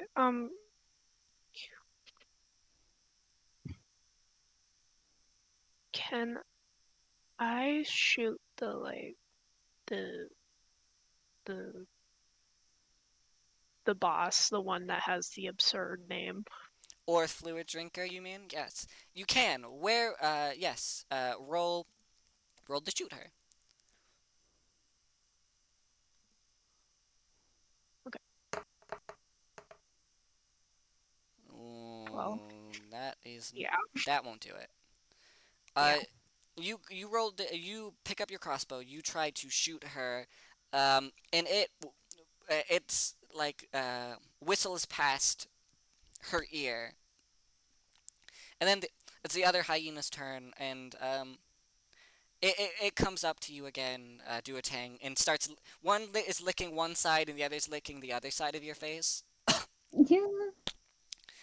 And now it is Orth's turn again, and is going to she's going to shriek. She's going to shriek, "You come to my house! You kill one of my dogs! You kill my boys! I am not letting you leave." And she pulls out. But she has uh, in addition to that big great club that she is wielding a massive spear on her back, and she grabs it, and she like does a little javelin step back and run up and throws it. Um, you've seen people perform javelin throws at the Olympics. She has perfect form, and she throws it directly at Duotang because Duotang has her dogs basically right now. Oh, God damn Funny Uh, if she missed and hit the docks. It's funny you say that. It's really funny that you say that because she did miss. You know what? No, okay. I'll consider it missing and hitting one of the dogs if it was a one, right? That seems fair. No, she misses. It embeds itself in the wood in one of the wood support beams, about 5 feet up. Or about so. Or 10 feet up, so it's about 5 feet up about of where you guys are, embedding itself deep inside, lending you guys perhaps a way out if you were able to grab it. And she goes, fuck, and she is right at the edge of the diving board now. Hyena A, you're dead. I'm sorry, you killed yourself. Oof. Next, it is now the goblin's turn, who tried to kick. Oh wait, no. Sorry, it's really Polioli's turn, and she is going to once more flip around and set the goblin on fire in front of her. Whoa. The one that tried to kick her in the face. She rolled a. Hell yeah. I'm going to screenshot it. She rolled a 20. This is. I'm not kidding. She rolled a 20. That's I will fucking put it in the Discord for all of you to see. I am not lying. She rolled a 20.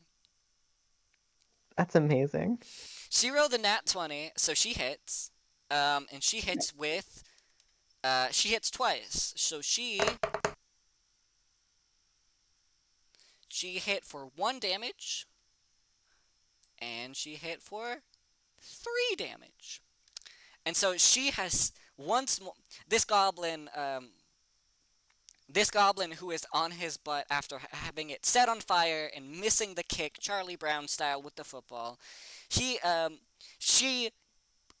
turns around, uh, does a little like she turns around. Her tail is on fire. She uses it like a whip and slaps the flaming spear against his whole upper torso, burning a black mark down his body, scarring him horribly.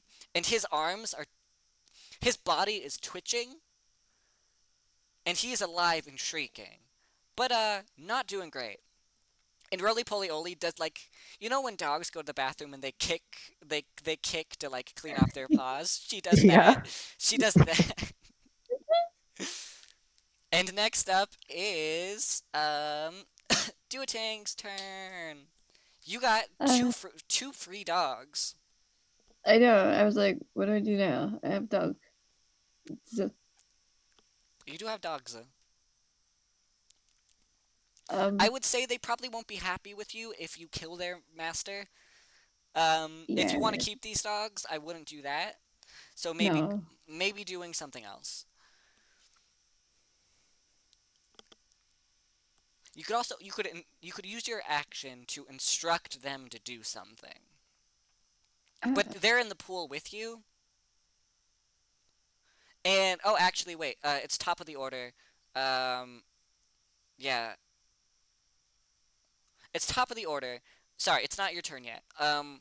The 3 little lumenfish that were there, you swim up and around the group nearby and go to attack each of the hyenas. Bite them on their. One bites the leg of the one that is left of Duotang. The other 2 bite both the neck and side of the one on the right. Um, and they causing both dogs to yip horribly, especially the one on the right. Or both hyenas, I mean. They're dogs. They shriek. And it's actually the goblin who tried to kick who is just set on fire's turn. And he tries to pick himself up and take one last desperate punch and kick to try to kick her in the water. to kick roly-poly-oly in the water again into where the rest of the lumen fish are. That it was on 20 and rolled into an 8, which is so fucking good. I almost had a heart attack because I don't know what you guys would do if she fell in the water. Because I don't know.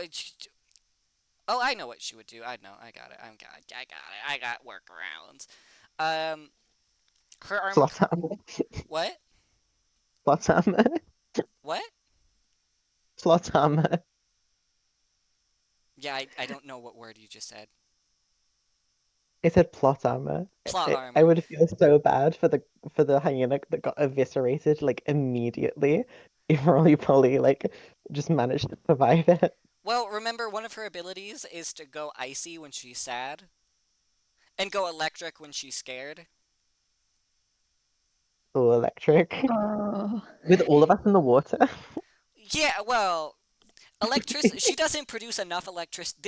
It's like a lake. It's like a mile across. It wouldn't electrocute you guys, and you Oh, guys it's are like a like 30 mile? feet away. Yeah, or not a mile. Like half a mile across. It's big. Oh, jeez. Okay. You guys are directly in the center of it, and she's like 30 to 40 feet away if she had fallen in. She would just zap any of the animals trying to kill her. Ooh. Anyway, he misses anyway, though. He did roll an 8, and her armor class is, I think, the best in the parties, because she's an armadillo. She has a 15 armor class, and I think everybody else at maximum has like a 12. Yeah. I got 13, You but got yeah. 13. Woo! Okay. Yeah, so he misses. And as you know what, I'll give him a bonus action. He'll pick her up and try to toss her. I'll give it to him. No, he'll pick her up. That's a bonus action. A whole action would be throwing her. He picks her up in his hands, or he tries to. And let's see, is he able to? No, no, he is not. He rolled a set. Wait. Yeah, he rolled a 7. Yay! Okay, now let's do a tank's turn. That was useless. Sorry for pausing everything for that. Anyway, Duotang, it's up to you now to do something. Can we turn the hyenas? Well, I guess they. We gotta finish quickly, so. Uh, can we turn the hyenas on to? I will. Yeah, No. you can try. You can say, yeah, yeah. Like, what would you say?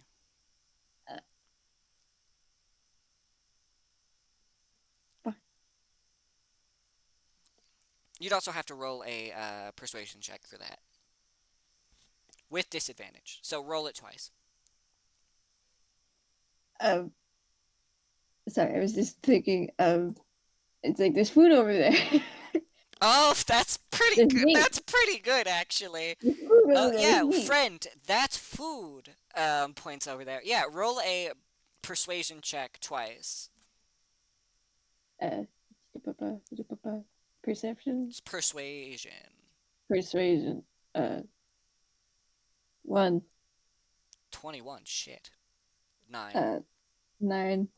So again. Yeah, yeah. Roll your next one.